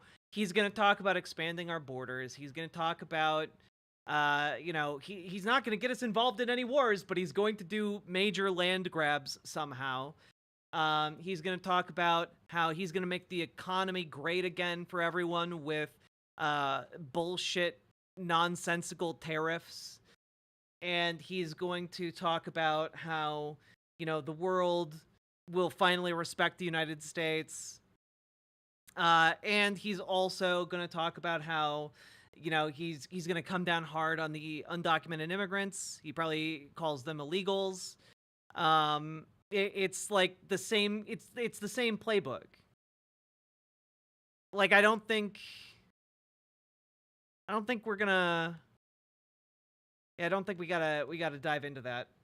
I probably will, maybe like tomorrow, but like, since we already missed the boat on it happening live, I don't necessarily feel compelled to seek it out right now. I think we'll do it. I think we'll do it on a new day.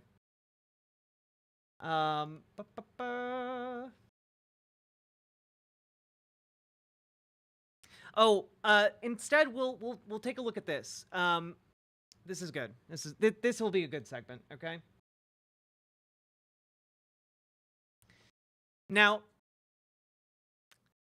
folks, I don't generally cover a lot of like people I agree with. You know, I like having something to comment on and like add value to, you know, by either debunking conservative propaganda or adding my own thoughts.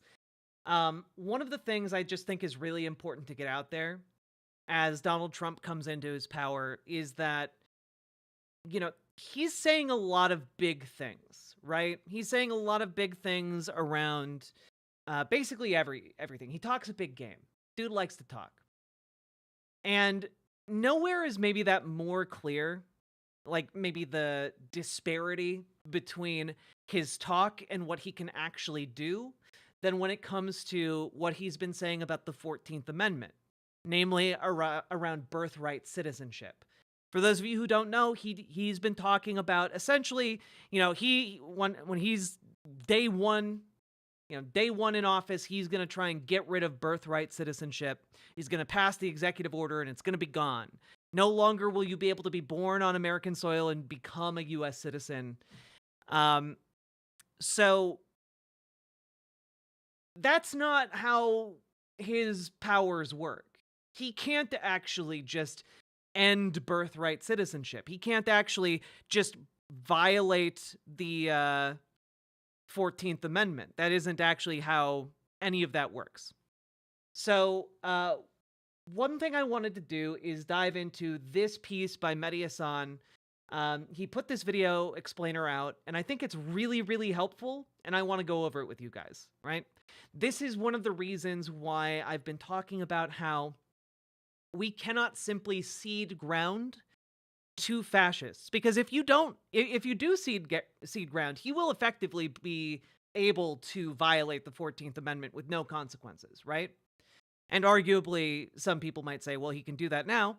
Well, let's see what the actual process is for this. If you're born in the United States of America, you're an American, right? That's how it's always been. I mean, it's in the Constitution. But Donald Trump doesn't care about the Constitution, and he's been very open for a while about how he plans to end this core constitutional principle, end birthright citizenship. You have people on the border, and in one day they walk over, have a baby, and now all of a sudden we're supposed to pay the baby. So we are looking at birthright citizenship very seriously. It's frankly ridiculous. On day one of my new term in office, I will sign an executive order making clear to federal agencies that under the correct interpretation of the law, going forward, the future children of... Well, again, my rear end, you are correct. He is in office as an insurrectionist. However, they never determined that he was an insurrectionist in court, which I think is a necessary component of that, as opposed to him being a president and then violating the 14th Amendment.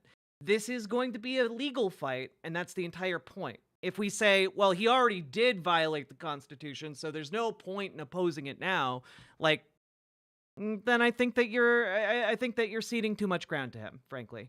Illegal aliens will not receive automatic U.S. citizenship. You heard that last part. Trump not only thinks he can take away a right explicitly outlined in the very first sentence of the 14th Amendment, which explicitly says, quote... Yeah, well, there was a little thing that happened before Confederates were barred from office without trial called the Civil War. That didn't happen here, in the case of Donald Trump. All persons born or naturalized in the United States and subject to the jury... Like, I think there's some big material differences. I think that you are correct. It should have applied. But you know what? Our feckless leadership failed us, and now we're in the position we're in. So we got to deal with the cards we have. ...jurisdiction thereof are citizens of the United States. But Trump being Trump, he thinks he can get rid of it all by himself. Not via constitutional amendment, not even via Congress, but via executive order. Yes, our next president is planning on instructing government agencies to deny social security numbers, passports, and public benefits to newborn babies in the US whose parents don't provide proof of their immigration status. But here's the thing. Birthright citizenship isn't just explicitly laid out in the Constitution, it's also been explicitly upheld by the Supreme Court. In fact, the relevant precedent here is over 100 years old. Yes, back in 1898, birthright citizenship took center stage at the Supreme Court after Wong Kim Ark, who was born to 2 Chinese immigrants in San Francisco, had his citizenship challenged by the xenophobic Chinese Exclusion Act, which at the time banned Chinese immigrants from becoming naturalized citizens. Nevertheless, in US versus Wong Kim Ark, the Supreme Court upheld his citizenship, despite him being born to non-citizens. You know, it is kind of crazy, right? That, like, you as a person can be pitted against the entire United States. Writing that, quote, the 14th Amendment affirms the ancient and fundamental rule of citizenship by birth within the territory. Now, of course, the current conservative majority on the Supreme Court doesn't have a great track record when it comes to upholding precedent or constitutional rights for that matter. And with justices like Amy Coney Barrett, who once referred to the 14th Amendment as, quote, possibly illegitimate, it's not crazy to think that this court may well give Trump their stamp of approval on this issue, which, to be clear, would be a shocking and shameless disregard for the Constitution. And don't just take my word for it.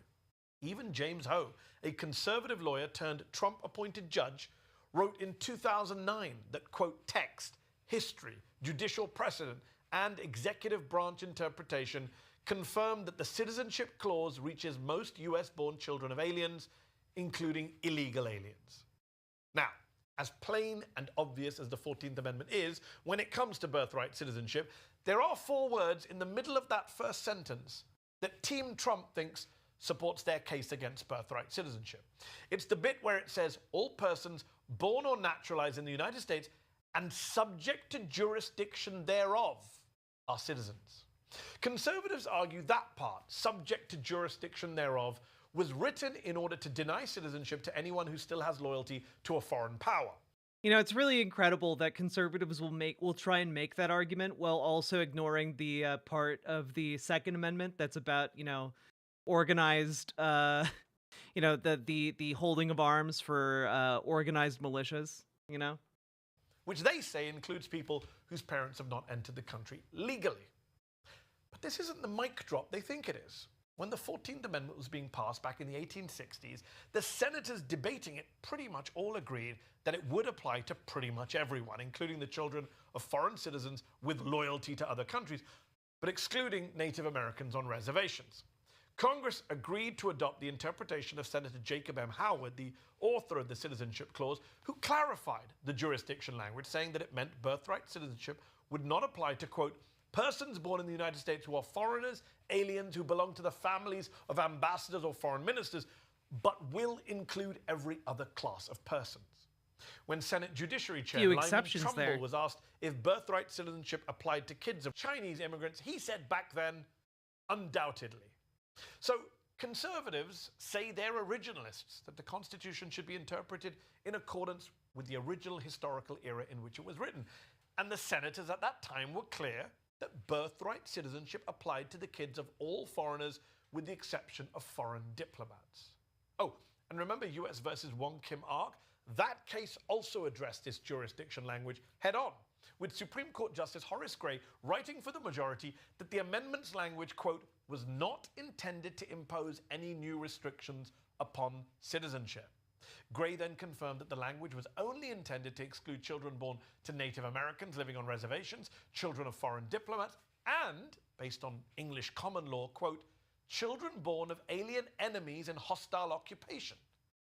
So, okay, that jurisdiction language was also intended to exclude children of literal military invaders, which partly explains why Trump and the GOP have been so desperately and so falsely and so ridiculously trying to brand migrants at the southern border as invaders. Yeah, which they're not, right? Like, an invading force would be would necessitate a declaration of war. We would be at war with Mexico and Honduras. We'd be at war with, you know, Latin America en masse. And, like, we're not at all. So there is a difficulty here. Unless maybe part of the loophole is attempting to invade Panama and thus declaring anyone who feasibly might have come through Panama as, you know, invaders. I can see maybe a line of logic here that, at least in their minds, that would hold up, but it would require us declaring war on one of those nations, you know? Conservatives also like to point to the fact that in the Wong Kim Ark case, Ark's parents were immigrants living here legally, whereas Trump's executive order would only go after children whose parents are undocumented. But once again, judicial precedent is not on Trump's side. Take a look at Plyler versus Doe, 1982. The Supreme Court struck down a public school in Texas's attempt to deny admission to undocumented children, saying, and I quote, no plausible distinction with respect to 14th Amendment jurisdiction can be drawn between resident aliens whose entry into the United States was lawful and resident aliens whose entry was unlawful. In other words, even if you are undocumented, you are still within the jurisdiction of the US, and therefore birthright citizenship as laid out in the 14th Amendment still applies to your kids. And yet Donald Trump thinks that's a, quote, ridiculous idea. Now, how ridiculous. We're the only country in the world where a person comes in, has a baby, and the... Oh, man, this interview was absolutely a legendary shit show for him. I remember covering this. The baby is essentially a citizen of the United States for 85 years with all of those benefits. For starters, that's not true. Over 30 countries, including Canada right next door to us, also have birthright citizenship. But even if we were the only country in the world that offered it, so what? Yeah, they wind up growing up in the country and pay into those systems that they benefit from. Isn't American exceptionalism what this country is all about? Isn't that what's supposed to make America great? God, Mehdi-Hassan's such a goat. What a great commentator. But yeah, there are ways that they are going to try and make this fit, but there is an uphill battle. And every uphill battle, every inch that they have to move their argument uphill, means that it's going to take longer to get through the court system. It's going to take longer, it's going to be harder, it's going to be more difficult for them to justify. And that is good. It gives us more opportunities to oppose them. And remember, the longer Trump takes on any of these things, the less likely they are to come to fruition. So let us oppose these with everything we have, because it will make a difference.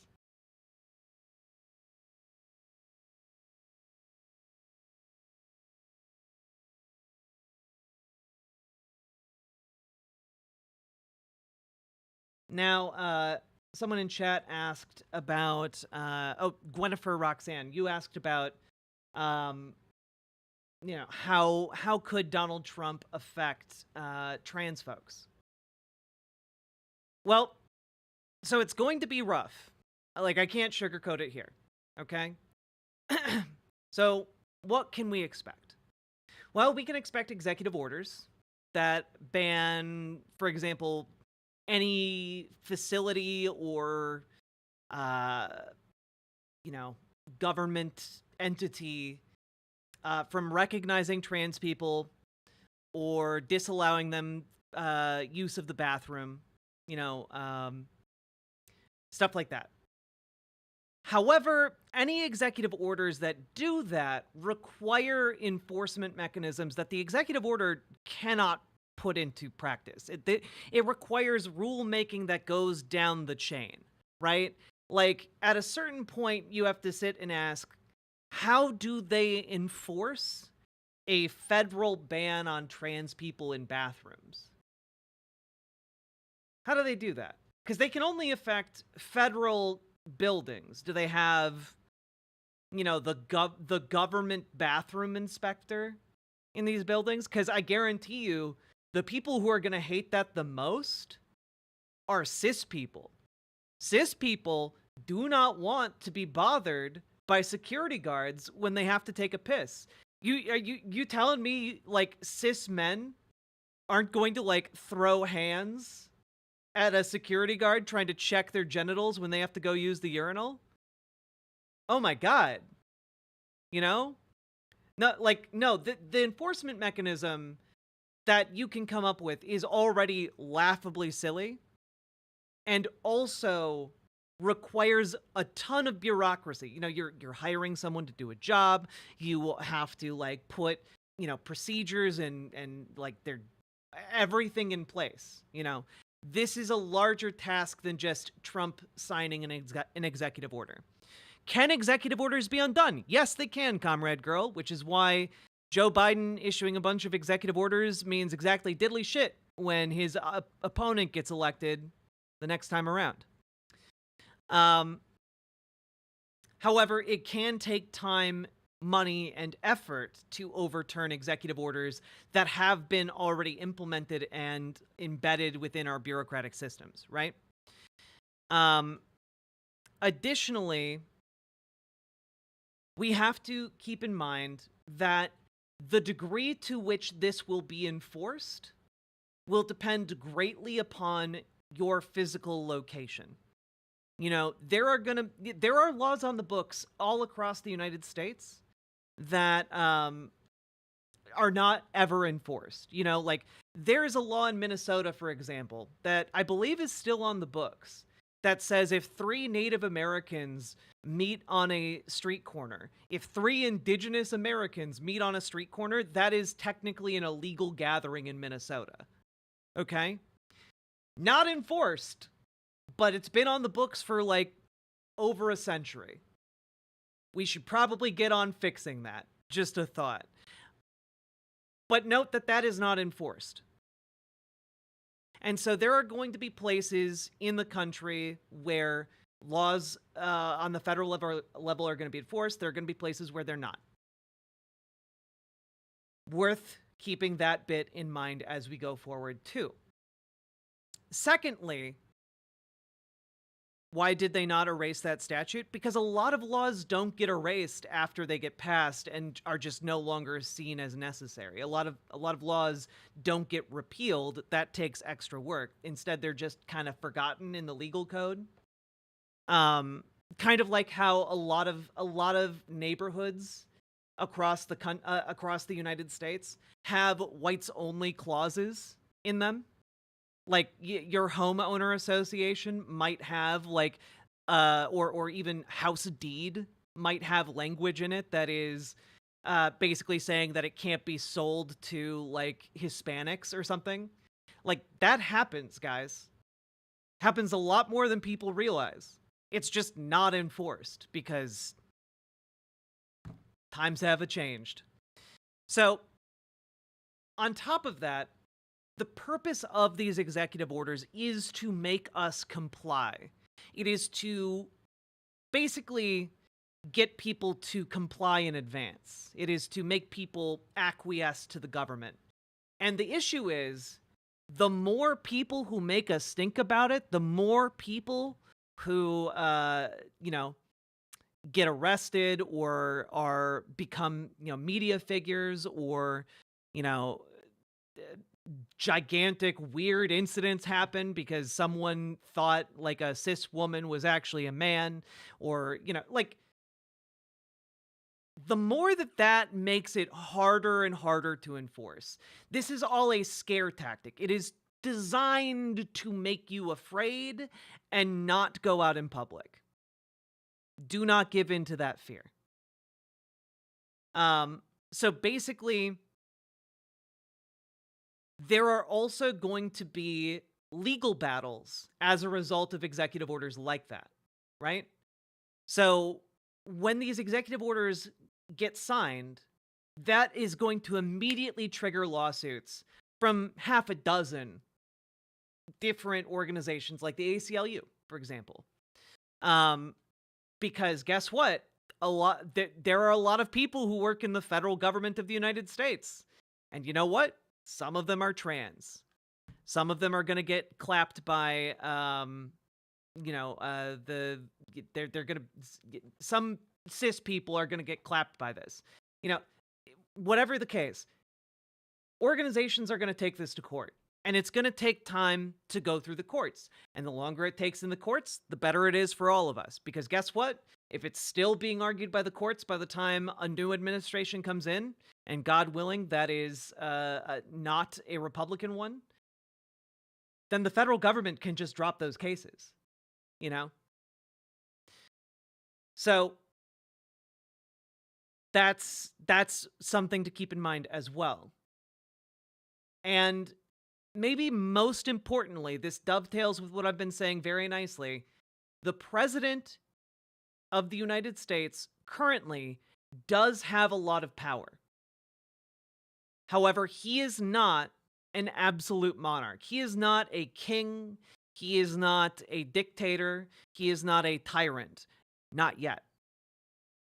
He does not have that kind of power yet. So, to that end, fight it. By fighting it, by turning up, by protesting it, by, making it a badge of honor to be arrested for this stuff, that is, in fact, good. It is also a way to push back on this legislation being implemented or enforced. And it is a way to basically prevent this from being implemented more and more. It's a way to prevent the fist from crushing us,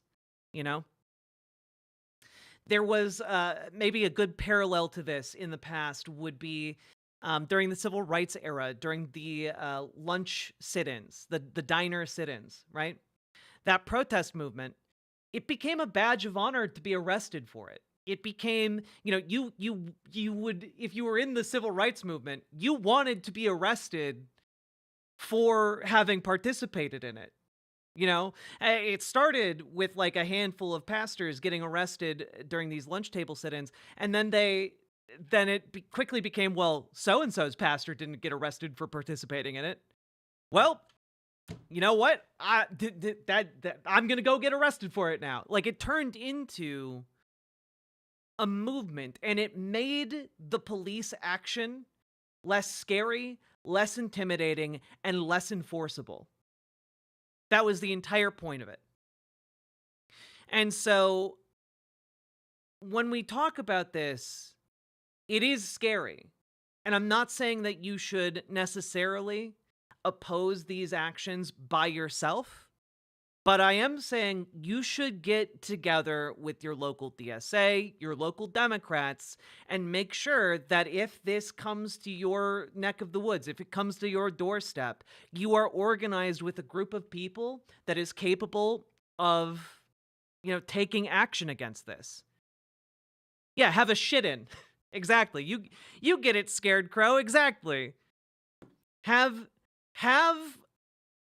a protest, be ungovernable. And I think it's also very important now that I'm not just speaking to trans people, but also to trans allies. You guys also need to step up to be a part of protesting these policies, because we are too small of a minority for them to listen to by ourselves. You need to help us out here.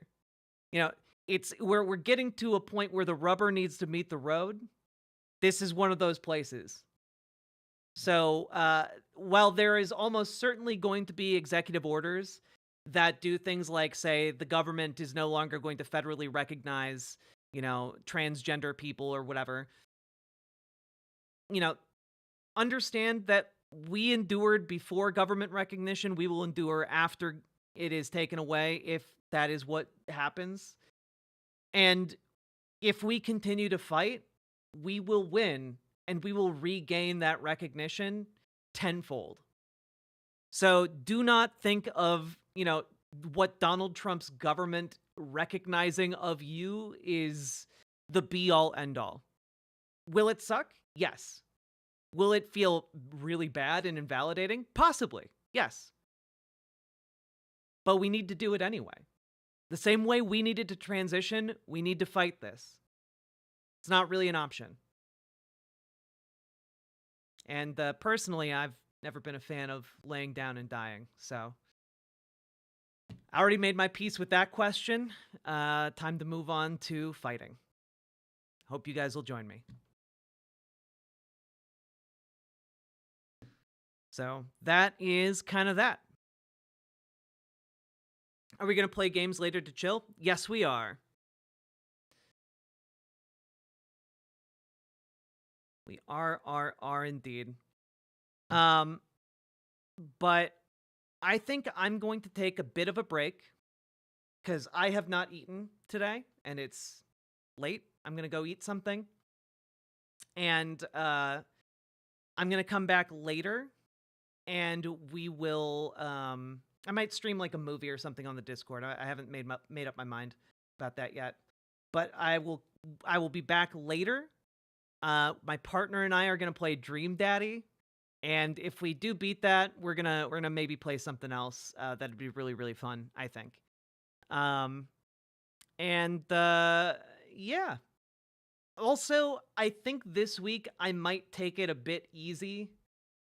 I might incorporate a bit more game playing into my streams because I think we will need to chill a bit more this week than usual.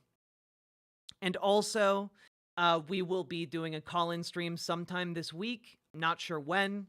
I'm very busy, but we'll figure it out. And can you have the Discord? The Discord is really easy. riverboat.gg/Discord.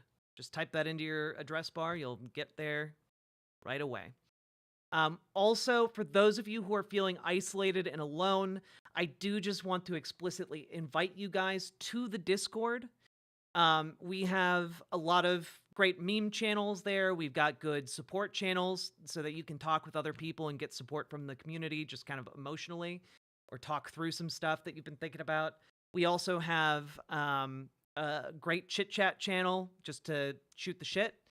And also we have a really cool community project that we've been building up, where you can basically put out what your community skills are. What is your skill set? How, you know, what do you want to make available to the community to learn from or to utilize? We also have you know, a page where you can volunteer to transport folks, or, you know, try and get transport out of a dangerous state if you are looking to move to someplace more accepting that has more state level protections, which again are going to be very, very important for the next few years. So we've got that. We've also got a number of other resources that I do hope that you realize that you have at your disposal. I want you guys more than anything to realize you are not alone, and we are all in this fight together. And as such, we need to stand with each other in whatever way we can. There are also good information channels about different areas in the country that are safe for LGBTQ people to go to, that have defined protections and rights. We're building out a rainbow map, a rainbow road map, of just like safe locations folks can stop for gas during traveling, or stop for food for traveling, etc. We're doing a lot of different things, but it is entirely driven by your community input.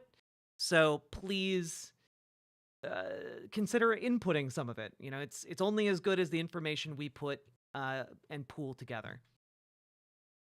So with that, I will see you all later. Bye. Oh, and like the stream, subscribe, consider supporting it with subs and donos, etc. We hit 10K, baby! Bye.